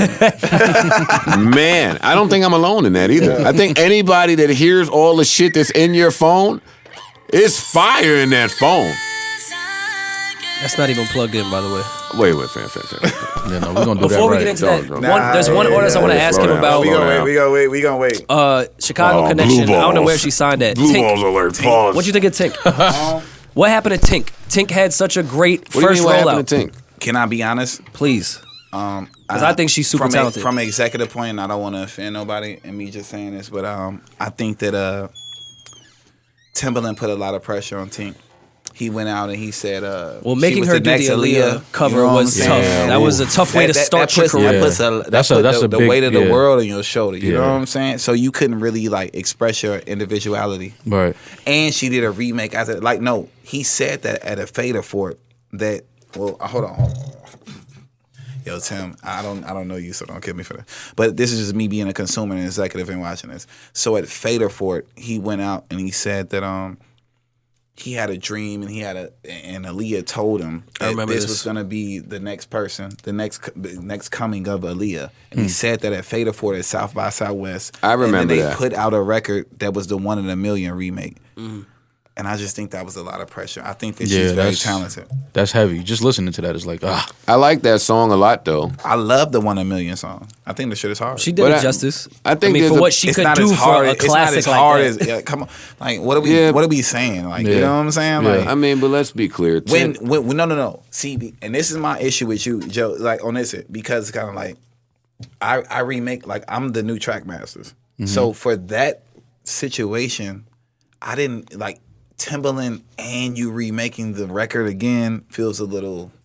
Oh no! For me to remake a melody or something like that, I get what you're I saying. agree. You know what I'm saying? I'm agreeing with you. I totally agree with you. Yeah. I'm only talking about music. Right. I like that song and how it sounds, and that's it. I like the beat. I like the switch. I do. I totally get that Timbaland is not the person that should be putting that out. Timbaland's artist is not the person that should be putting that out. Timbaland is not the person because of his Aaliyah affiliation. He's not the person that could do any of that. Tory Lanez maybe can do this. You can do this. Ty can do it. A million people. You can't be. That's like if Puff just put out a whole bunch of Biggie shit from somebody. Like it's just certain people that cannot do that. But some people would counter that and say they're the only people that can do that. No, nobody Because would. Who would say now that? they would have the permission. They're the who would closest say that? people. Name me one producer and one songwriter that's remade their own song Yeah. that's been a success. Yeah. Oh, I'm not suggesting that. That's I'm it. saying That's that what there's your a counter was. Yes, because people like when Drake was redoing the Aaliyah stuff, Tim and Drake Missy had nothing to were do like, with Aaliyah. I know, that's what I'm saying. And Timbaland came out People were and was upset. hating on that and said, Exactly. no one should ever do an Aaliyah anything except for the great Timbaland. Like, shut the fuck up, man. No, People- I'm not and saying people that. back I'm saying that. He said Tim, that. I love When you. the movie came out, everyone hated it and said, Tim said, I'm not fucking with it. And everyone went off Tim and Missy because that was their artist and the only person that really honed that sound. I don't give a fuck. I fall on the side of the music. Certain people are invested and have relationships. Timbaland should be invested in anything Aaliyah. He maybe should feel the way that Drake is remaking his music. I don't have a relationship with Aaliyah. I'm only going on the music. I like Enough Said. That's the name of the Drake and the Yeah, Aaliyah that's a record, record. right? But I like that. I hated duets with No, Biggie, but if no, Puffy the wasn't involved first with that, Drake- I would have been no. even more The upset. first Drake and Aaliyah was the one that Jeezy was on.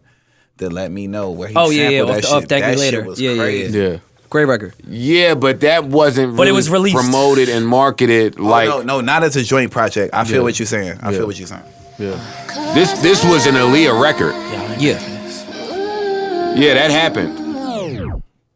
You know, With a shit- Drake verse. Shit happens, bro. Whatever, I don't really But give a fuck I'm about saying all a that lot of shit. people would say only Tim and Missy could do that because they were the ones that made Aaliyah. How about this? I don't care about enough about all of that shit. How about that? Shout out to everybody that we just named. Now, before we got in here, I made mention of the fact that you and Maul match so well. And this is my third time seeing you, so this is your third day really matching. It's great.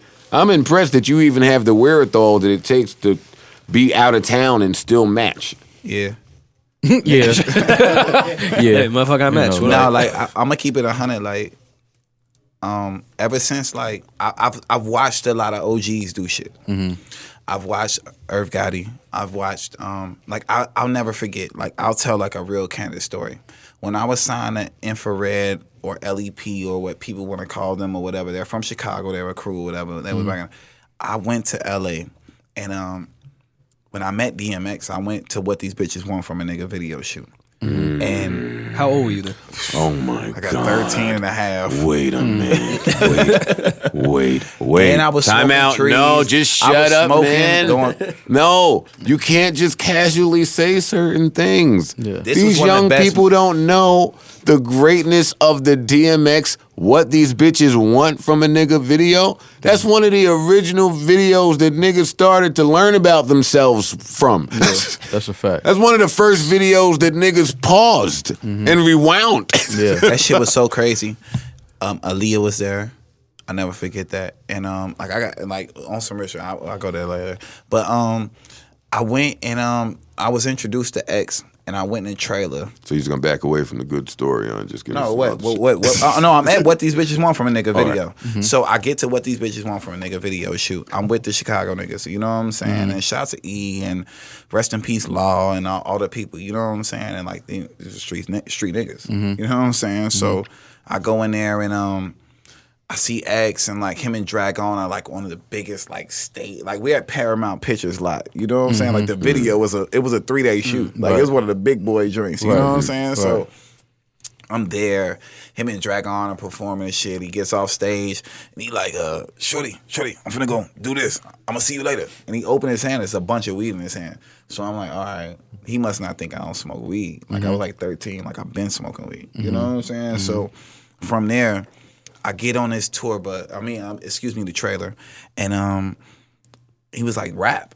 Like, they ain't even asking to play for him. And I was like, I'm from Chicago, so I was just like, I think I don't know if it fit with the 10 smoking fam to the hemp. Y'all never, and like, I went on one of those, right? He's like, shorty, I don't understand anything you say. Yes. Yes. So he like just slow it down for me, and I never forget this shit. Like I'm still this shit is like 15, 7. Like listen, fuck the law, just bubble up and cut the raw. And when the tray cock back, it'll bust your jaw. I'm flooding my wrist, sipping on a bucket of Chris, the nuggets, the glitz. Same niggas thug at they bitch. All my niggas red. Like, and I was talking that talk, but I was like 4'4". Right. You know what I'm saying? Right. And that nigga was like, yo, you're the next one. And from there, he like, yo, I'm going to sign you. It's not going to be quick, but I'm going to sign you. Left there, came back the next day.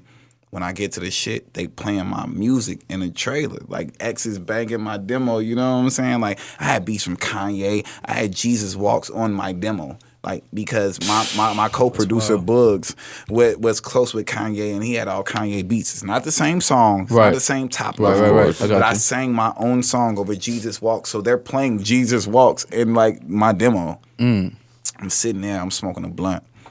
Kevin Lyles walk up to me like, you ready for your life to change? I'm like, for sure. Oh, I'm so tired of that bum-ass Kevin. I'm so sick of Kevin. And from there, like, literally, like, we got in the car. I never forget this shit. Got in the car, Method Man was in the front. I was in the back seat with Ali. X was driving. We riding. We going to a Mary J. Blige concert. I don't know what the fuck it is. This nigga's on the 405, ducking every car, smoking, drinking, like the belly shit, like the same shit or whatever. We get there, Ray J. Brandy is there, and like, you know, like the street niggas really felt some kind of way. And that's what broke my relationship with the street niggas or whatever. And like that's when DMX signed me and made me the first artist signed to Def Jam Records. Through Bloodline. Oh, that's probably why wild. they thought that was me.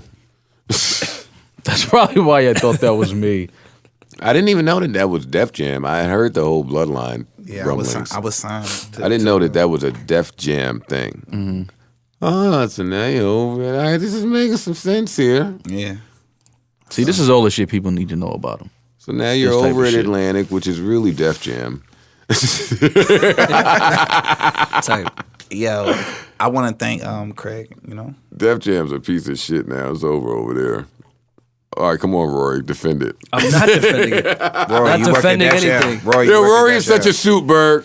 Rory, Rory is talk such about a it. fucking suit. What's going on at Def Jam? How am I a Rory? suit? What's going on at Def Jam? I haven't right now? worked over at Def Jam in 5 fucking But in years. your I opinion, have what's no happening idea. at Def Jam? Def Jam doesn't know how to develop talent. They only know how to market stars. It's always been that way. Logic did everything on his own. Big Sean did everything on their own. They only know how to do a Rihanna, Kanye, So why etc. aren't you protesting to be inside the building to be an incubator for some of this talent? I'm not interested in being at Def Jam at all because there's like That's what I'm 5 saying. people That's that what work I'm over mad. there. Yo, I come from the era of the Rockefeller, like nigga.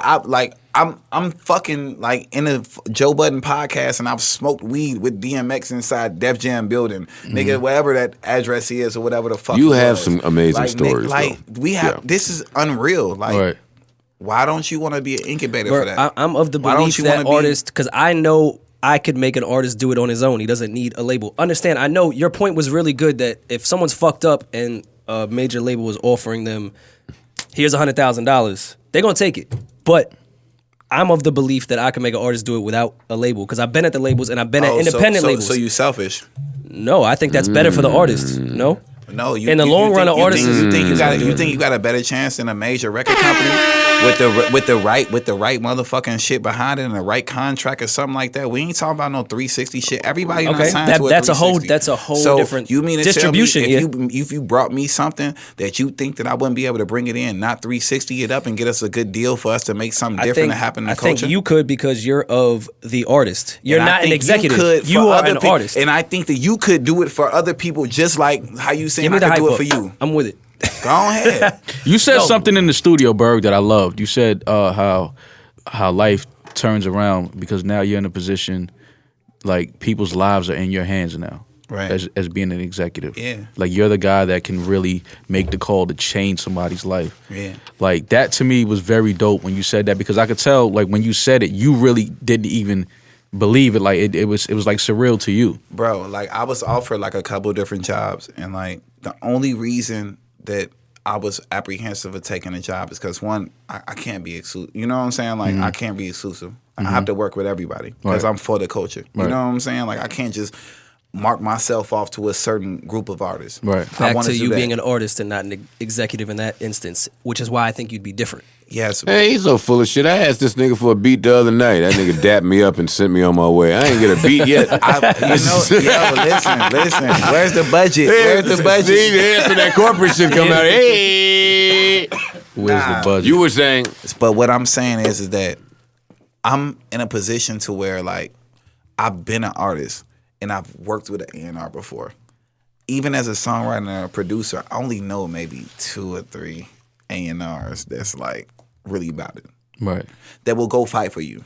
That will go do this shit for you. Like, and that's what my whole shit is. Like, yo, I do not care about, you know what I'm saying, what's going on. Like, I care to the utmost because I'm trying to take somebody's job from them. I'm trying to move up. I'm trying to move my everything. I'm trying to progress in, you know? But I don't care about the trivial shit. Like, I want the best music. I want the best look. I want a kid like Giovanni to be heard right now. So I'm not one of those people that's just like, yo, I won't say this because I don't want to fuck up my job. Right. You know what I'm saying? Right. And this is what is missing from I the do think we industry. need more people like that. Yeah.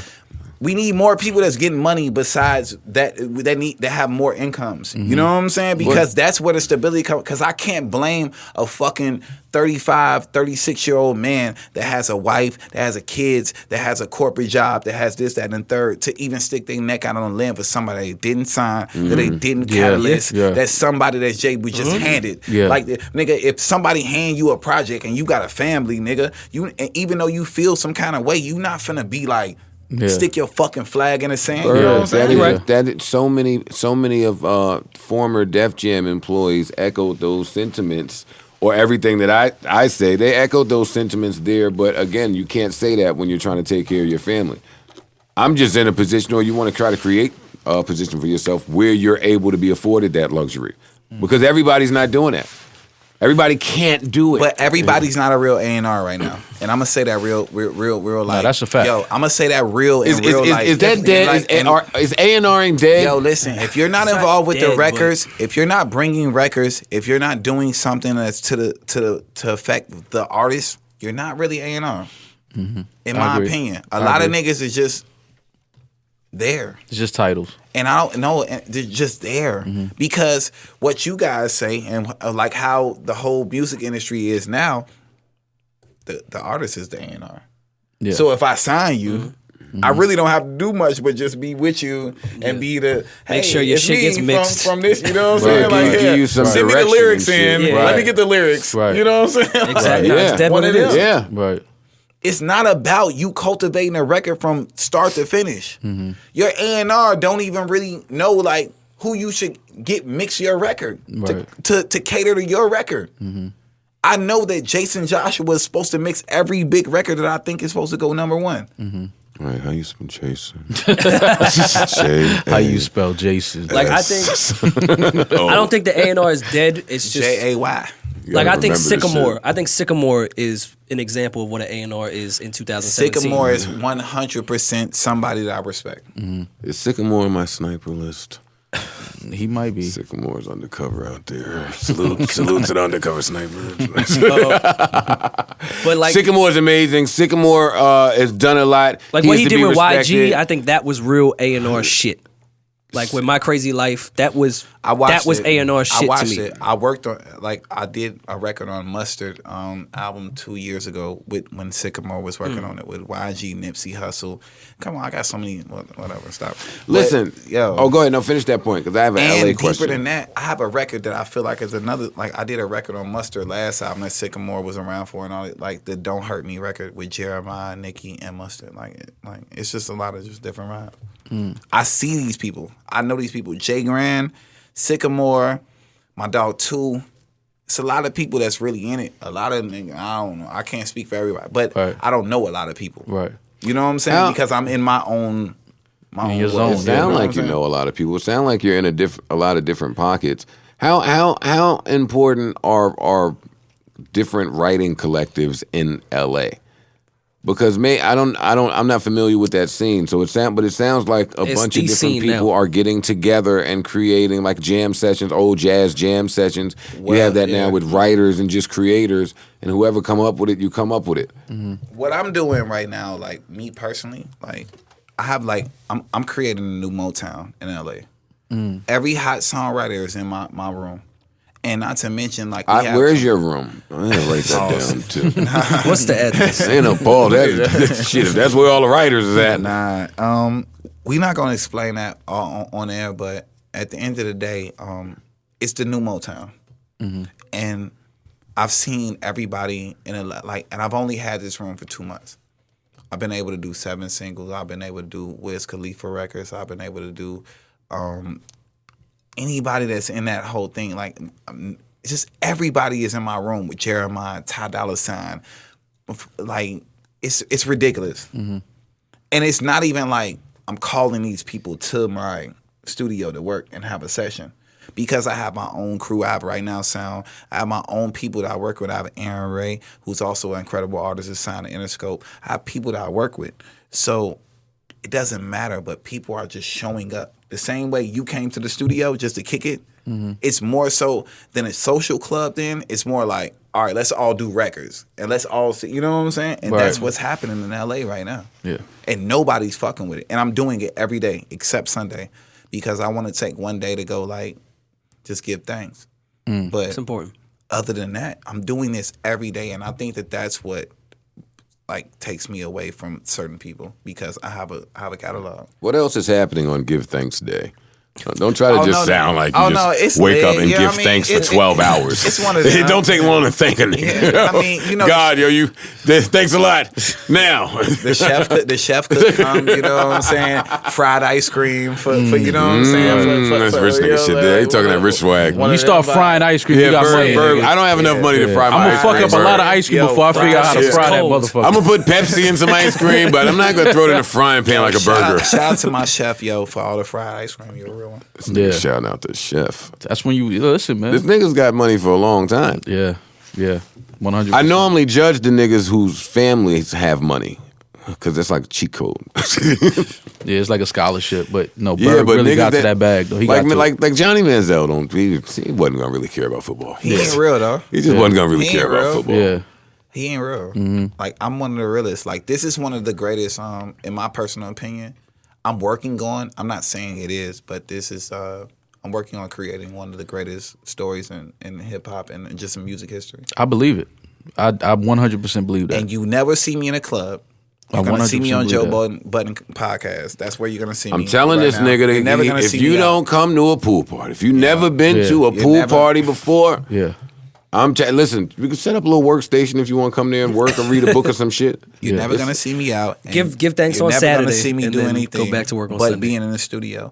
And I appreciate everybody that believes in me because, like, I'm not, this shit it's bigger than me. You know, it's about me. And, like, I think about the fact that I think that people don't really hate on me. They hate on the blessing that God got on my life. Oh man, we got to get this nigga some more Hennessy. He putting too many great thoughts out there in the universe. Yeah, like this the blessing God got for me. No, you're absolutely correct. I'm talking shit, but I agree. Like, I ain't in control of this. Right. I'm really in and like I'm watching my life happen. I'm watching the movie. I'm the vessel, but I'm here and like I'm putting the work in. But shit, like this shit just happening. Right. Your bitch, it happened. Right. I'm not getting into all that. Though. No. Talk that shit. Talk that talk, man. Talk that talk. I ain't you mad heard at what he you. said, Bow Wow. I ain't mad. Yo, you heard what he said. And he said, do something about it, nigga. Huh? Motherfucker. Yo, you found. So I want Rory to answer to this argument that he's getting bodied on by mistake. I didn't think that Berg would come in here with I didn't know we were having an like argument. an angle. But he makes a valid point, and I kind of want you to defend it because it's the same point that he tried to argue to me, and I couldn't defend it at the time. It was very spontaneous. But many people, I think, in listening to this podcast recognize, Rory, that you do kind of have an ear for music somehow. Yeah. That's and a talent. I can't say We've never spoken about it just because we're all friends here. But Maul too has that same ear for music. There's an ear and there's a talent. people are getting paid. So Berg's argument is people are getting paid that have ears in music, and how can we critique the culture without trying to get inside and fix it from the inside, because it's not much we can do from the outside. And I don't disagree with that, and I don't think I have a point. Why, Sway? Don't make that fucking bum ass face when you make that fucking good point. Fuck out of here. Why?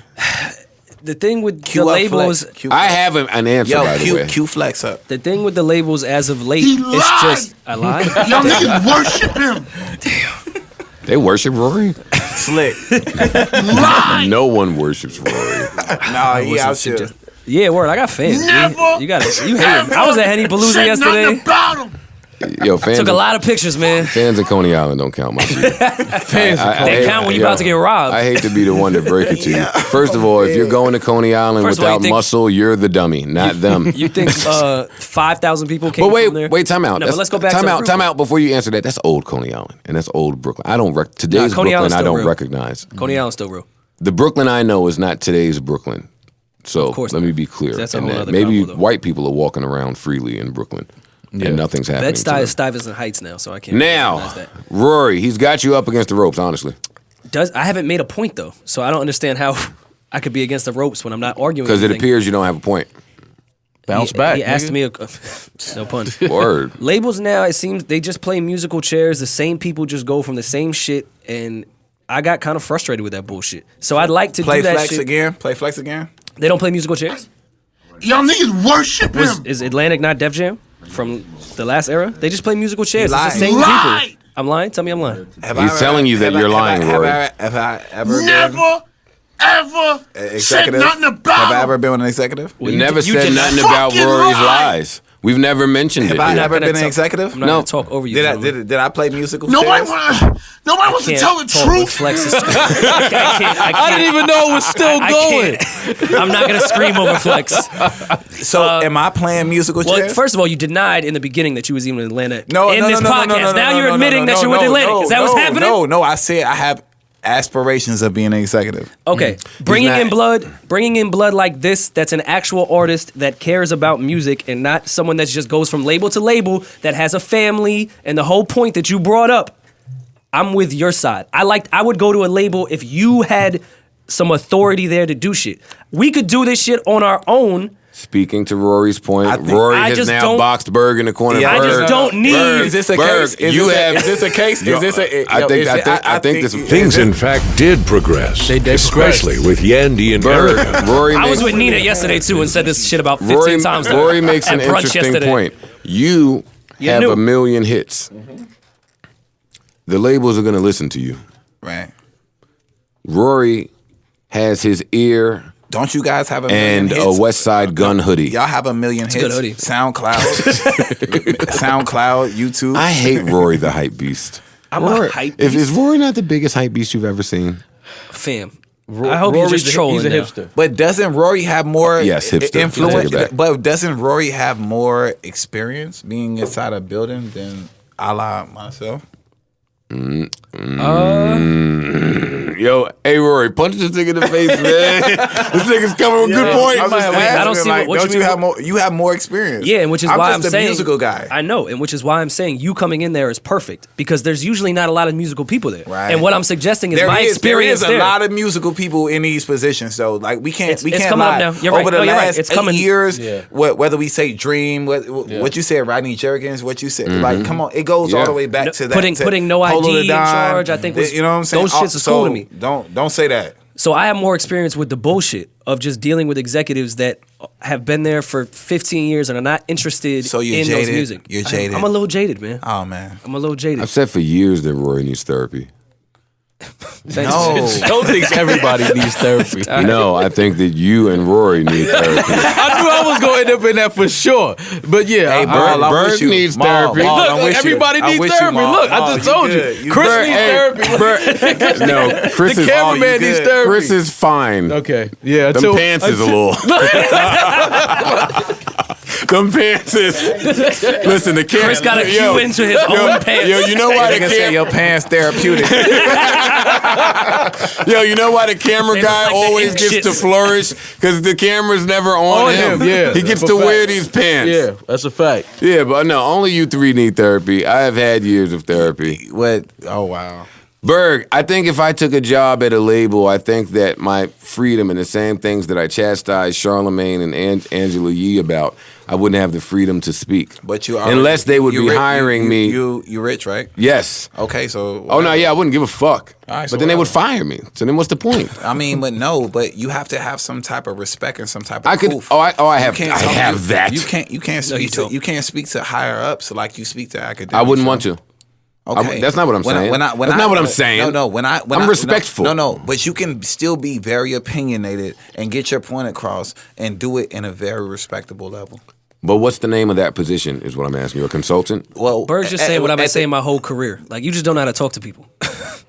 That's not true though, and I want us to stop people that would say that narrative. about me, but I really do have know how to digressed speak to that. people. You know what I'm saying? Like I know how to speak to people that are ahead of me. I don't know how to speak to people that I don't know how to speak to bitches sleeping on couches. I don't know how to speak to bitches. You know what I'm saying? Like I don't know how to speak to a nigga that hasn't done it. You know what I'm saying? So I do and I don't. You know what I'm saying? I don't know if And I'm it just gonna takes sleep on couch shame with you. Yeah. Some of the best Yeah, box man, for haven't had real. comes from the couch. It's on the futon or the Hey, couch. you know what? And when you realize, Berg got too much money, man. when you level up and you think about like you sharing energy with a bum bitch, you might get that broke juice on you. Like because not if you, telling if them. you I told him all if you about swap, that. if you swap, especially Wait, yo, Berg not telling them. Maul be worrying about his financial woes. Think about and I'm every telling bitch him you the done went raw energy with. he's sharing Think with the about- yo, Grand Concourse wait, hold bitches on. is Wait, wild. Think about every bitch Wait you a done went minute. raw with, Maul. Okay. School swap that vibe out with her. Okay. She still ain't got more than you. Right. Maul's It's, nasty. it's deadly. I don't know how that's got here, but fuck it. Whatever. I'm rolling with it, man. Bro. Yo, it's crazy. Berg bro. is right. I don't even No. care what he said. No, he right. I can't really. He right. I don't want to give my energy to these bum bitches no more. I feel That's, you. but wait, you're saying that? Are you saying that because you were wise enough to be told and act upon it, or did you experience enough? No, post. There we go. Post broke bitch depression. Yeah, and Oh, figure. And, man. no, not that. Post figuring out my worth and my value. Your value. What is your value? I'm bad and bougie. Like I'm like a bitch out here in these streets. Like I'm like one of the like whoever you Listen. think is whatever bitch is flossing on. Like, I'm like you can't talk to me. You already- can't sit with us. You I'm already, on that. you already, Hollywood. you already thoughted me to the studio. I don't know why I haven't Googled your worth. Word. Young Berg net worth. What is this Yeah, net? you know the chicks is out here Googling niggas' worth. Definitely. That wouldn't even be accurate because Young Berg and I know, but I'm just telling you what the young ladies are doing out I'm here. just in the streets, I'm man. just worried about people. I'm not Young Berg anymore.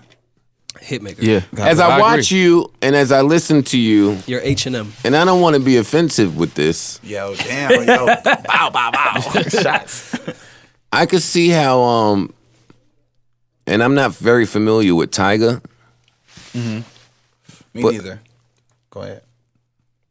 He seems like he comes from the Young Berg school, Tiger?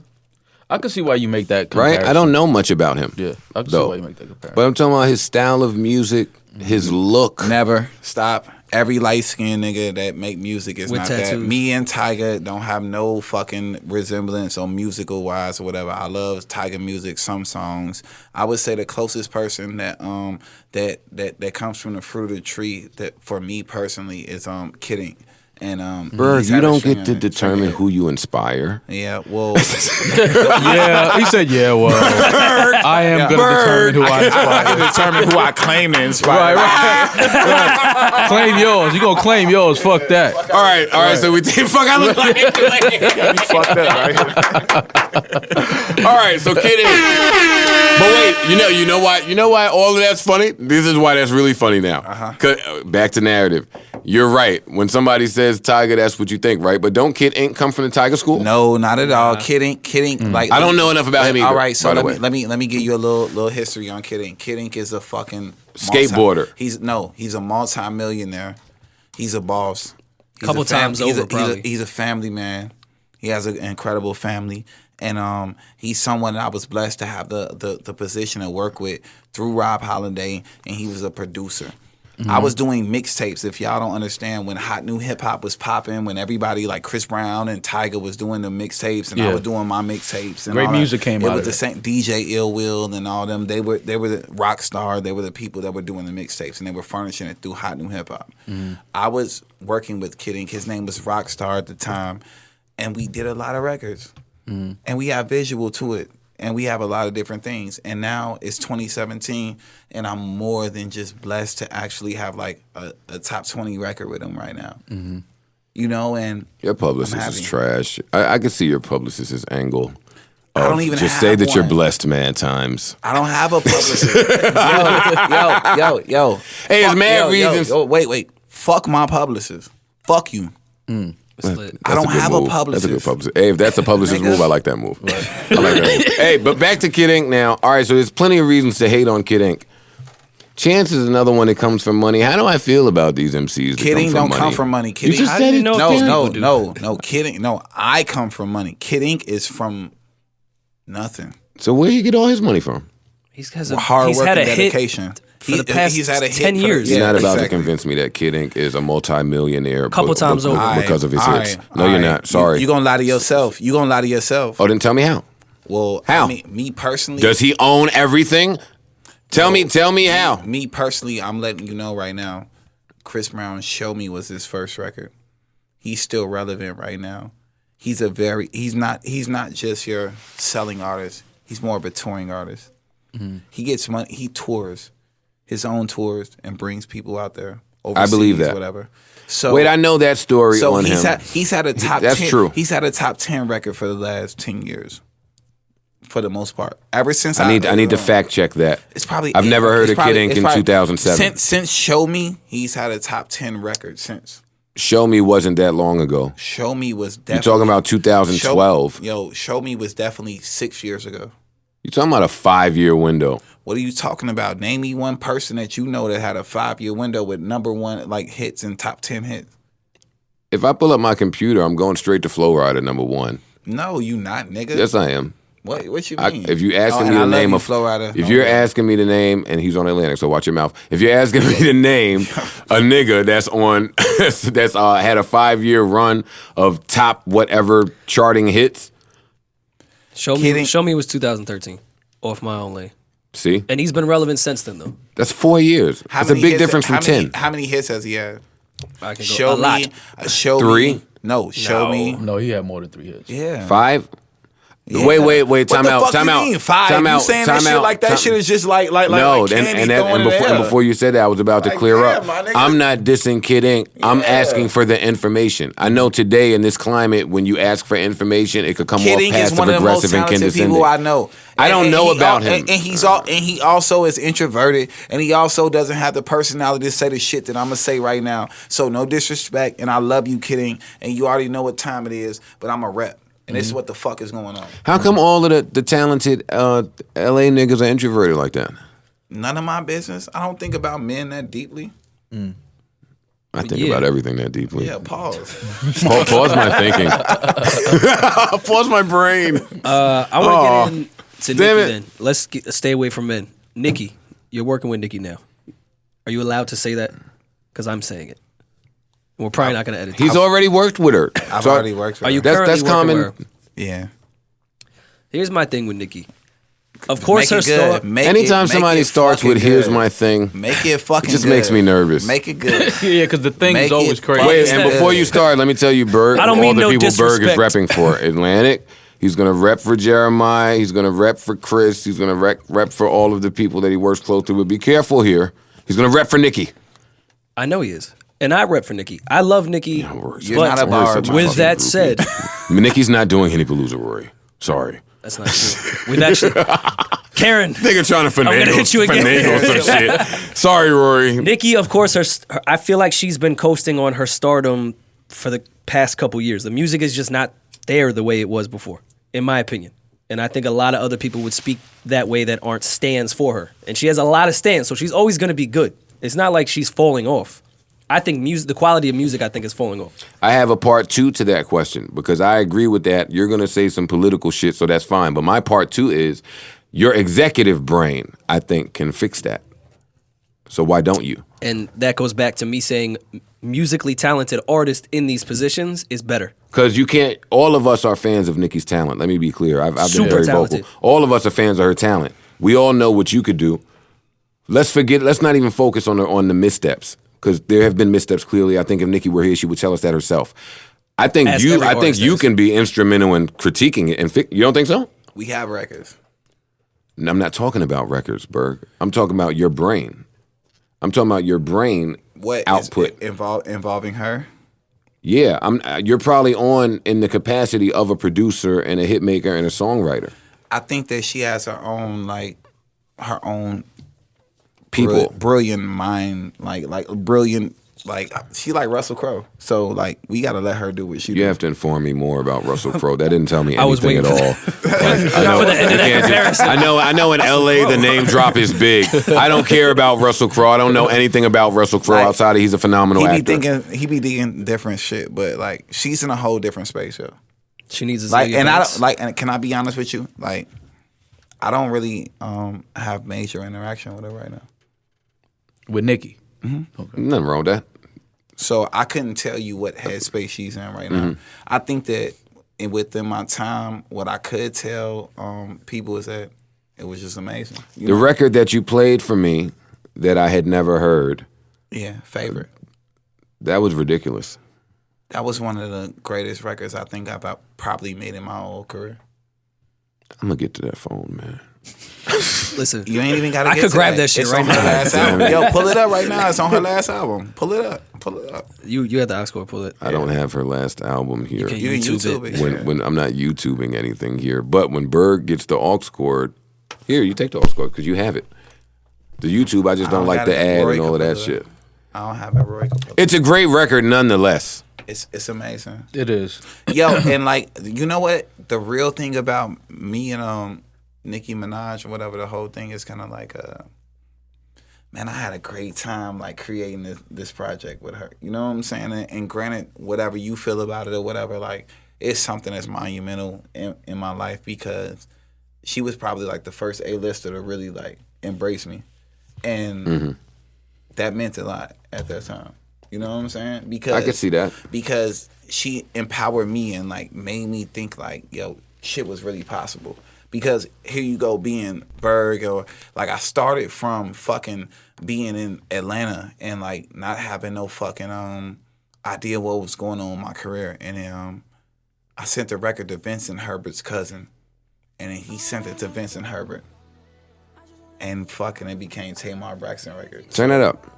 This right here is Favorite. Every time I get around you, babe, I just want you to need me. You might really wanna try me, babe. All I know I wanna ride her. All I know I wanna ride her, babe. You know that you need a rider. You know that you need a rider, babe. That's hard. You know that you need a rider. You know that you need a rider, babe. Yo, I just wanna be a writer. You should pull up in that Spider. You should let me I don't hit have the a Spider. mic. And I ain't talking about the fighter.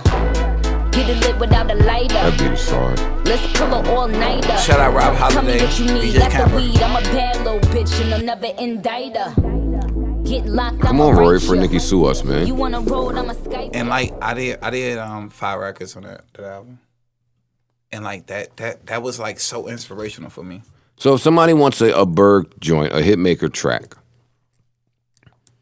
Cool. Nah, they ain't signed to the label. They ain't getting no hitmaker track. Yeah, like what you yeah, no, I'm sorry, bro. I'm sorry. I ain't even. I'm sorry. E. I tried to get something popping out here. I tried to get some popping. My bad. Nah, actually, I would work with fam. You know what I'm saying? You play. I played some E records. Yeah. I played some Marty E is records. great. Yeah. Come to the studio. Berg says send them the vocals, send them the acapellas. Send them the Acapulcos. The beats is trash, but I want to boost them up.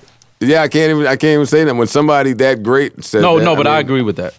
The production is No, it's compared dated. to No, it's his. dated. It's dated. Yeah. It's dated. they can sound bigger. Pause. Well, normally that's the problem when you're a creative without the resources to get it. Yeah. I get it. You know, one of the biggest knocks in my career was I don't know how to fucking pick a beat, and I'm like, shit, that's the fuck I do when you put me in there with some niggas that's gonna get it popping. It's the same shit, and it's like I hate like the song, like the Giovanni song that you might like from the other night. Like I hate it compared to the next song that we made the night that you wasn't there. You know what I'm saying? Like as an artist, you always like trying to top yourself, and like you don't hate it, but it's just kind of like it's dated to you. This is like, new. Yeah. This is a new shit. Yeah, Berg, I get it. Berg has introduced us to a young gentleman by the name of Giovanni, who I was unfamiliar with. I had never heard any of his music until the night that I went to see Berg at the studio, like a fucking thought. And this kid is incredible. He's incredible. He's extremely young. His age, I won't tell you in the event that niggas want to lie about his age later. But he's young. He's talented. His vocal range is through the roof. And him and Berg have been in there creating some magic. This reminds me of when Tina Davis was trying to introduce Neo, a young Neo, to Def Jam. And he was just writing a whole bunch of shit, and a lot of it sounded good. And it was a tall task trying to convince the suits that Neo was the great talent he is. I remember meeting Chris Brown in a similar fashion, again with Tina Davis, in a studio many years ago before his first album came out, when he was young and just his talent was so immense. So this was one of the rare occasions where I met a young man and it had that type of impact on me. And your talent is great. So y'all niggas is in there just cooking. Album in 3 days. Yeah, Like, I've been doing that though. Like the crazy shit is like when you actually link me up with whoever, you know what I'm saying? Like I'm able to crank out several joints a night on different acts. Like shout out to Bree Steves. I did her EP in probably 3 sittings. You know what I'm saying? And I think that might be another something that we should play. She's amazing.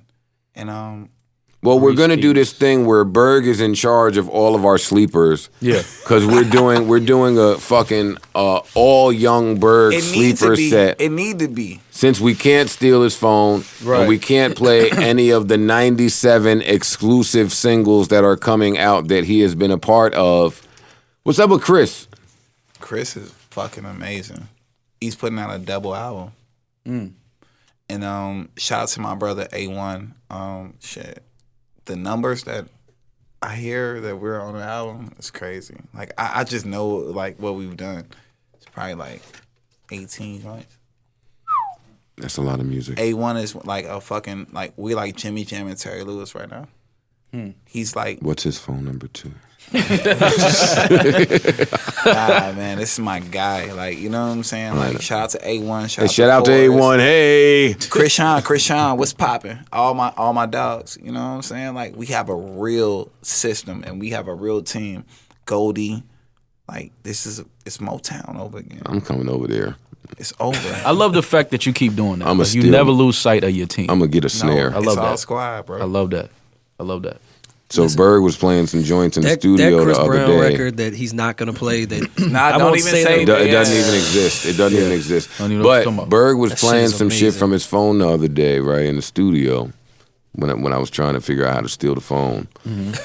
And I was like, and I knew I wouldn't get the answer to this, but boy, whatever fucking sub that is, he's putting in them beats. Yeah. Yo, Yeah. I don't know what that sound is, but when that shit come on, and every one of them shits. Well, personally, like I'm gonna let it be known. It's brought to you by Tariq Beats. It's brought to you by Ayo. It's brought to you by Keys. Yo, this guy's It's brought to good. you by Smash David. It's brought to you by We definitely got to start every buying more every Hennessy. other producer that I'm gonna start that I'm signing this week or whatever that I can't really speak about. You know what I'm saying? And it's also brought to you by Sauce Miyagi, who's my engineer. Shout out to Sauce Miyagi. He's my engineer. He's from Houston. He knows what to do. Teamwork. Yo, it's A not good even engineer is really underrated. With the tone that nigga just had. Anytime a nigga has the correct tone and starts naming niggas that you don't know, Yeah. Like, you just got to shut up. Yeah.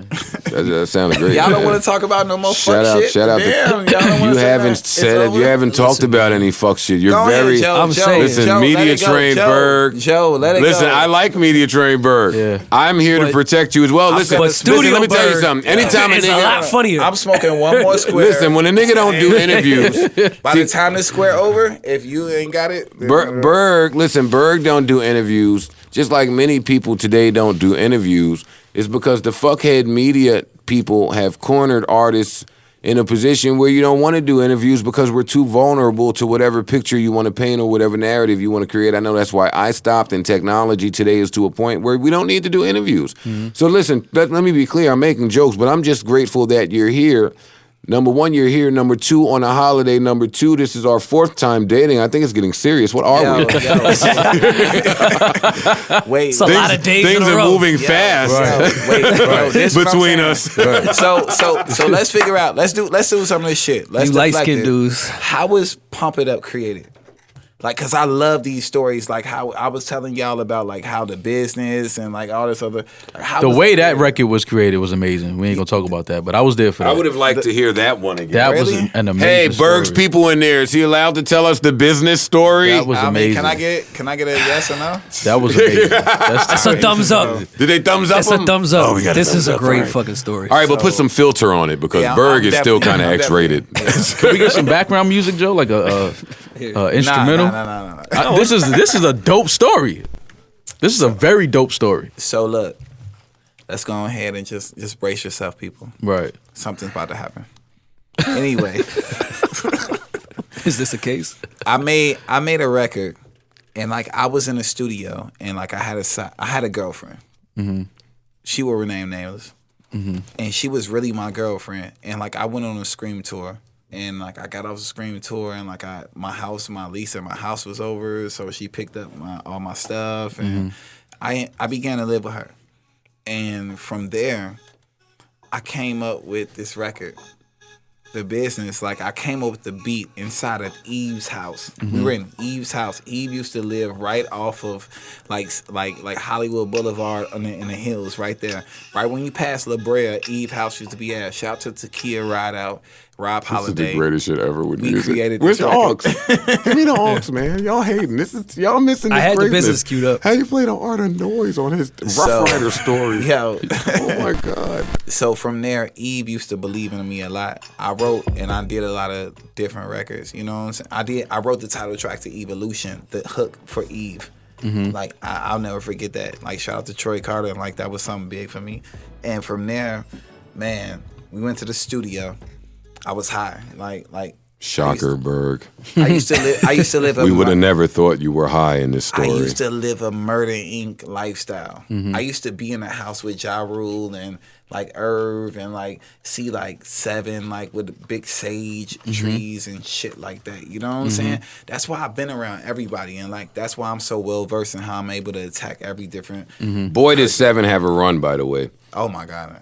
Seven was the name we were trying to think of one day on this podcast that we just had a brain freeze. Boy, did Seven have a run. So from there, we went in the studio, and then I went in the booth, and it was one take. And like, we'll play the business after this because we gonna get sued for that or whatever. But I don't say no bars. Like, I ain't never met a girl getting down like you. And like, I did the fucking delay on all the U's. Which I think a lot of people Shout out took to after my that. shout out to my brother Ari, who now is a part of the Smeezingtons, who does all Bruno Mars records, who engineered that record for me. You know what I'm saying, and did everything that we were doing in that, and we created a whole vibe to each other. Shout out to you know what I'm saying. Shout out to him. And I sang the whole part that Kasha sang, and Kasha wasn't really like my artist. Like she was in a group, Sign of Republic, and that kind of forced and turned things. We were kind of close at the time, but it turned things to what it turned into. And Yo, this is how I know you getting a whole lot of one money. take. You don't never get the artist twitch. Like, as a producer, you're a hit maker, no pun intended.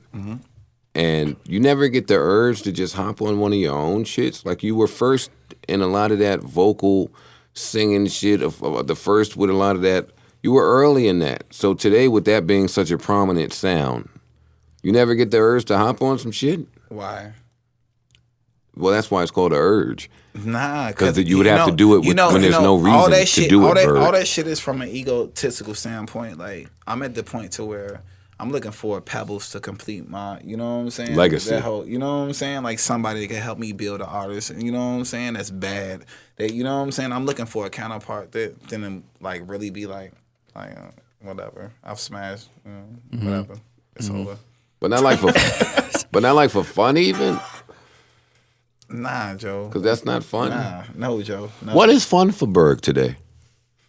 Being able to create a album for Giovanni. Work is fun. Yeah, to be able to be right here. Like, this is fun. That Giovanni kid's a mega star. For this to be a podcast that I listen to, that I really fuck with, just being like a part of the culture and watching and knowing about podcasts, to be right here, like, that's fun. That's dope. Yo, man, I can't even hate on this nigga no more, man. Yeah, man. I'm a Berg advocate. It's nothing to say here. Any final words for this guy, man? I think you've won us over. Yeah. And that's very important in a relationship. My friends have to like you. Stop hating on Jeremiah. Stop hating on Nicki Minaj. All right, listen. So this is my olive branch. Fucking amazing. I love you, Nicki. This is my olive branch here because you're so tight with both of these people who I really have no issue with. I care about those people. And look, this is what I want. I want to say this because a lot of people be asking me like, what should you do? Like, don't get attached to people. Work with people. You know how you like the Rockefeller syndrome or the things of that nature when you get like, when I work with Nicki, you know what I'm saying? Like, we would develop a real relationship, you know what I'm saying? And now I'm attached, you know what I'm saying? Mm-hmm. Remy Ma say something, I'm hurt, you know what I'm saying? Like, I can't work with her. You can't do it. And I still won't. Sucker. You know what I'm saying? But I know the industry is built like what that, what I'm telling y'all is that thank God I'm retired. Just really be this shit is business, man. For real. Yeah. Shit business, bro. I agree. If that was your segue to try to get us to play the business, I'm not playing it right now. I'm not. Yeah, you think I want to hear that shit anymore? I love that record. That's a great record. I'm gonna play it I don't want to tonight. hear that shit at all. Yo, but the industry is so small. Listen, Berg is a great guy. If Berg says Nicki and Jeremiah are great people. You're making me have a Jeremiah beef. I don't even have a Jeremiah beef. You don't.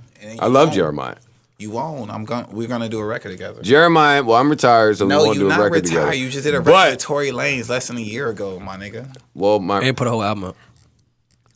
Well, my media career is taking off rather quickly, guys. I don't know if you guys have a pulse on what's going on out there. Wait, or maybe niggas got it a little twisted. I'm not in the biggest rush, not in a big hurry to get back in the booth. Hey, Berg, the same way you talk your shit, I'm about to be able to talk my shit. See, in rap, I can't talk my shit.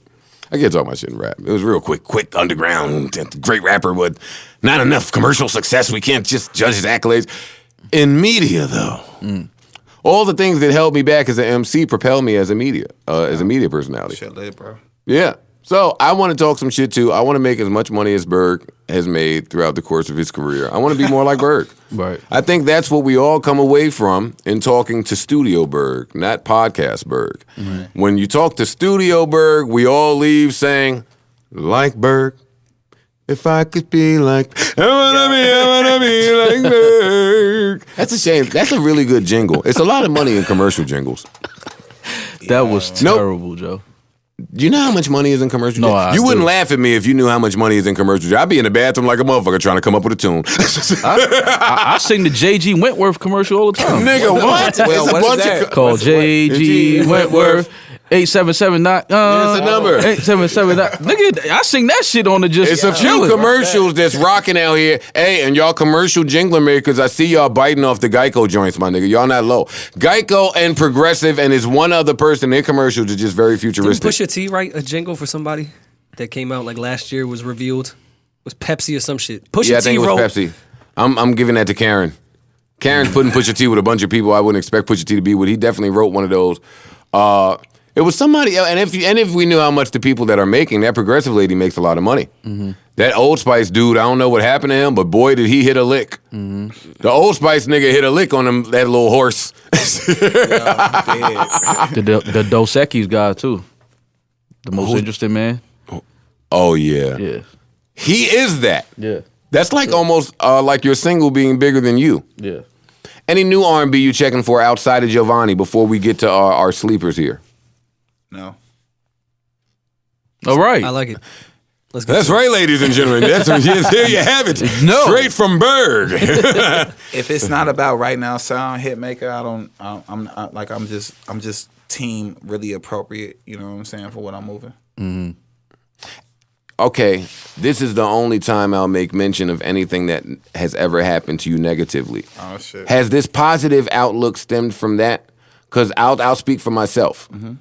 When Raekwon and them niggas caught me in that thing, all 5 of them, and that shit happened, it changed how I moved a bit. I'm a big advocate of new niggas today needing to get punched in their face. I think that's why people are very reckless. I think that's why people just have no boundaries. The hip hop I was raised in, you were not allowed to do and say certain things. That's me. Maul comes from that hip hop too. Rory is well versed on that hip hop, but he doesn't come from that hip hop. So this, I'm not gonna say the business savvy part. We've always seen that there.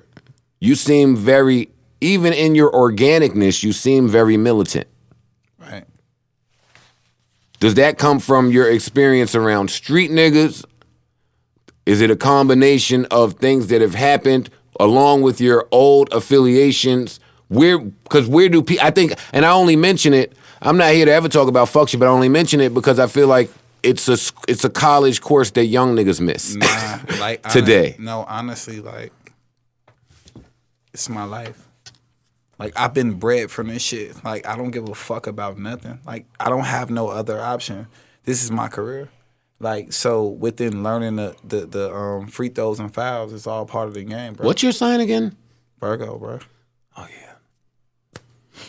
That explains everything to me. I don't give a fuck about nothing but getting this bag. I love Yung Berg. Yo. I'm next. I'm next, though. You're not next. No. Now. No. I'm next of the really big executives. I'm going to be there with you as soon as I figure out how to get the labels to enjoy me. I'm next. Sorry for hating you, labels. I'm only a product of what you have made. What is it, Berg? You're almost not a secret? Yeah, I'm almost. Oh, man, I'm mad that we're giving Berg credit with that line because I was going to steal that. No, that's Khaled. That's Khaled. I'm still steal it. Yeah. It sounded fly. Khaled can't. Yeah, it sounds flyer coming from you. Khaled can't say that. Khaled, you haven't been a secret for a little while. Yeah, Khaled ain't a secret at all. For anyone listening, I'm almost not a secret. Yeah, you have been a secret, and again, I want to thank you for your time here. And that's really just why I wanted to invite you here because I feel like your talent level is uncanny. It's ridiculous. I feel like we don't get many people of your fabric, and just thank you. Yo, and I want to sign off being like, really appreciative for y'all having me. And then I want to shout out my team Right Now Sound. I want to shout out every producer I work with, Smash David, Ayo. Yo, these Keys, niggas get a lot of shout outs, man. Ayo, Smash, you niggas have been shouted out at least 90 times on this forum. No, listen. It's real because this is what separates me from somebody else. And I wanna stand on that. So everybody that I've ever smacked, like, you know what I'm saying, done a hit record with, you already know what time it is. All right, so speaking of hits, we all stand firm in this Giovanni record. I'm gonna give this to you. Are we gonna play that one? That's the only Giovanni record that we'll play because I feel like everything he makes is a hit. Oh, really? I feel like everything y'all make that I have heard has been a hit. Now, I get that everything sounds better on studio speakers. And I get that everything sounds better when it's unreleased. And I get that everything sounds better when you may be impaired. But that kid, that kid is something special. Yeah, he's very talented. Now, I don't know who I'm going to have to talk to over at Atlantic for y'all to see this. Somebody over there. You tell me. Well, Berg and I, we're gonna go in Atlantic this week, right? You're here another day. Yeah. I'm going up there. I'm going up there, and I'll text you when I'm there. So maybe you can be there coincidentally at the same time, since you have no label ties. What a coincidence! Yeah. What a coincidence. If you're not in your office. So we can play that record, and then I'd like you know, we're going to dedicate our entire sleeper segment to songs that have been produced by Berg, Hitmaker. I said that was my That was still a Yo, yeah. Still a Hitmaker. You out of pocket. Yeah. New York niggas got to put. We can't just put an A on things. That's craziness. All right, but that's fine. Do we have this queued up? Queued up. Let me get some horns. Let me get some horns. Damn, mad long for horns. Damn, I could see why. Oh, I don't even have the aux. Oh, man. I'm not even talking over this. This is craziness.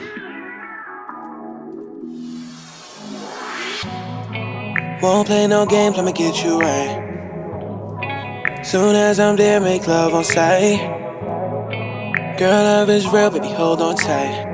This that exclusive, you got that crucial. Shawty, I'm lifted right now. Kissed it, missed it, we got distance somehow. Never thought it'd end up like this. Feeling like Migos, you know the girls go where the green go. Tryna stroke my ego, that's why your boy always stay single. Vibing with you, baby, but we both know what's up. I ain't the only one, you just caught in the love, so. And I can tell you about ready for new things. And you be on that, I can tell by your mood swings. Up down the street, I'll pull some strings, just you and me. How about it, baby? Oh my God. Swear it's you I want. And you probably heard that nonsense all before. You need more, and I'ma give it to you. They don't have to know what we do. Keep it between us. No title. Oh no.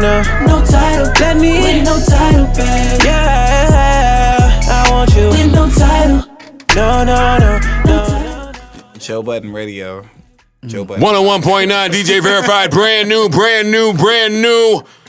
new from an artist named Giovanni. You'll be hearing a lot from Giovanni really soon. I want to shout out to my guy Hitmaker. He came by the studio. Yo, that kid is special, man. Don't fuck this up, Craig. Yo, if you don't stop using that tone of voice at my dog, that's how Craig, please be delicate with this kid. Yo, that's out of pocket. Please be delicate with this situation, Craig and Julie. Please. That's out of pocket. It's not Wale, this one. That's your business. That nigga Berg so clean. Berg good, man. Yeah, man. I was such a Berg fan. This is great. Let me go ahead. I can't wait for tonight. Hold on. I can't do that. You know, they might. Can't clear that one yet. First of all, any record that starts with "I can't wait for tonight," I want to hear the rest of it. I want to hear what he can't wait for. Why is tonight so exciting, Giovanni? Shout out my nigga Giovanni, my little nigga. Let's go. You don't know how I feel since you've been gone. Oh, she makes him feel awesome. Easy fall, I should've let go. Cause everybody knows about you. Oh, she a hoe. Oh, she thotting around. Everybody knows about you. Oh, Maul know about her. Everybody knows about you. Maul know about her. Hey, Mom, tell me, listen to me. You ain't used to know about nothing. You was just a throw from a sub. Damn, Maul. You was with the 3-play-3-way. How you supposed to know about love? Girls on girls every day. How you think I slipped up? All this he said, she say. Damn it, I had enough. With you in the crib, that wasn't enough. Let you hit the mall, yeah, we ran it up. Yo, I feel like I gotta play like something Jeremiah. Like, y'all niggas. God, this nigga's amazing. Ain't no sleepers tonight. Yo, I'm finna just go. play records, I'm just on my shit. Hey, Giovanni, let me Floor give is you yours, some brother. words. Go ahead and cue up the next one. Giovanni, some words of wisdom. That girl on girl trick is how they normally get you. No. Hey, I heard the line. Keep going. I heard you got the lyrics. 10 years. Yo, you got 15. Yeah, you got time to make mistakes, man. Go ahead. Fuck it. You got another 10, my brother. Yeah, it's you got to do it. You got to fall for the girl on girl tricks. Just don't fall for it for the girl that don't really like girls. They're using that as a ploy. Yeah. Stay away from those. Who should we tee up? You Hitmaker, nigga. My name's just Joe. You Hitmaker. Yeah, just Joe don't know. Oh, hold on. Listen, I only can give like a small portion of this, but this is what made Joe. That's what I be telling my bitches. Yo, pause. That's a joke, by the way. I don't have any bitches. This is what Joe. This way, y'all. Anybody Just take this in, bro. For 5 seconds. I thought he stopped it. That was the teaser. This guy's got such a cool drop. Dirty cup of H-Town, take a sip, babe. Oh my God. Jesus. Day to day. All my life, yeah, it's always been man. fuck you, baby. Diamonds dancing on my wrist like Lisa Ray. Players club, now we ballin' how we supposed to. Graduated This is fucking to the stupid. Rari, kept Jesus, the old school. Mary and I Joseph. done ran through new paper, girl, that's old news. Fucking Jeremiah on good the for pool this. table, all we broke was Turn up, rules. Jay. Hey, body language, no discussion. Way she move like she fucking. Backwood full of mustard. Big pockets, you can't touch them. She a bad girl, my Riri. I'm a bad boy like Puff. Hey, yo, Puff, She I'm the waiting biggest for in that my mind. rhyme. Keep my mind on you, babe, like it's nothing. Oh my God. For you, Fam. Hey, yo, fam. Fam. Puff. Hey, Puff. Fam. Puff. Fam. Can you gas up the G4? Fam. I want to go to Miami. Fam. Fam. We got Puff signed single too. Puff put me through a Fam. lot. Jeremiah. I apologize. I apologize. Jeremiah. Listen, I'll admit when I'm wrong. I'll admit when I'm wrong. See, we don't have that enough from label heads, executives, tastemakers, and media people. They give really bold, firm opinions, and then when they're wrong, they never kind of back off from it. So then you just never know. I would love to be wrong about music, and like good music is a win for everybody. That sounds phenomenal. That's a smoker right there. Damn, if I was doing music still, Jeremiah, man. Am I done yet? I would wanna Was that- call was you. that Playing 2 or records, 3? please. What was it? Listen, What was are it? you? Your phone is much more fire than all this rage shit in mine. Hey, let me tell you something. If I had a choice of where the chord should be, Where should I play, yo? I'm rolling with Berg. Yo. And do it fast. I see your fucking friend out there with the muscles is airboxing. Shadowboxing? Making me nervous. Yo, something is really wrong. I'm chemically impaired a little bit. Yeah, we know. Shut up, Mo. Yo, it's so much, man. Like, All right, so there's nothing else we can play. The hit maker is he's played about 2 hits. No, You like the nigga, the rapper that come up to the station with 8 bars. Nah. Is that all you got here? I play you 4 records, but Shout out Zoe Dollars. I'm only talking shit. We don't have to play anymore. I just want to play shit that don't nobody got because I should be getting. Nobody has none of that shit you got, bro. Nah, you heard them was people actually singing them records, but I'll play a demo that I think is just phenomenal. See, this intrigues me. I like that. Yeah. All right, Amani, press record. I'm dead. I'm talking about Amani. I'm about to text Parks. All right, Parks. Let's go.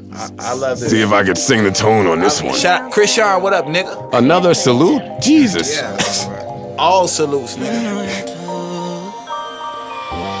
Cruising in my whip, almost to your place. Thinking freaky things to say. Let's try out something new. Even though I'm wasted and I'm way too late, I know I might have to do the unusual. And it's way more than sex, cause it's overdue. Like you love to sex me on top till your brain drop. Drop, yeah. Baby, when your rain drop on me, like yeah. Let that rain drop on me. I want you to take me underwater with you. Dancing in the rain, yeah. Keep dancing with your legs in the air. Dancing in the rain, yeah. And that's going to be crazy when I take the SWV Rain instrumental and do the remix. Nah, for real, somebody would do that and that would sound like total fire. That's ridiculous. If those are the type of reference tracks that y'all have, I see why y'all. That's a reference. You want more references? No, I want to sign the kids singing your references. I don't want any more reference tracks. I want his phone number. No, it's not a reference. Like everything. No, I know is a what you song. mean. I know what you mean. I'll take another reference. I will take another reference. This is what we do. Like this shit is like. This kid's got some talent here. Yo. Whoa. So now, with that said, Hold like on. even with that record just now, it would seem like a Bryson would want to come see you. It would seem like if I were an Bryson R&B writes his own act, records, so he doesn't. well, that's a lot of times to an artist's detriment that we want to write and produce and keep all the shit and not pay anybody. Sometimes you should pay other people. That's your opinion. Yes, that is me saying that. This is not Berg. That is all Joe. When you take the sound clickbait, put it on Joe. Hold on. I hate man. Rory's t-shirt. Let me put this. Hold on. Listen. I hate that t-shirt. Can we just fight? Yo, I'm gonna get in trouble for this. Oh, then don't play it then, because I don't want you to get in trouble for anything. Too late now. Ty Dolla Gotta play Sign, it. Jeremiah. Fuck it.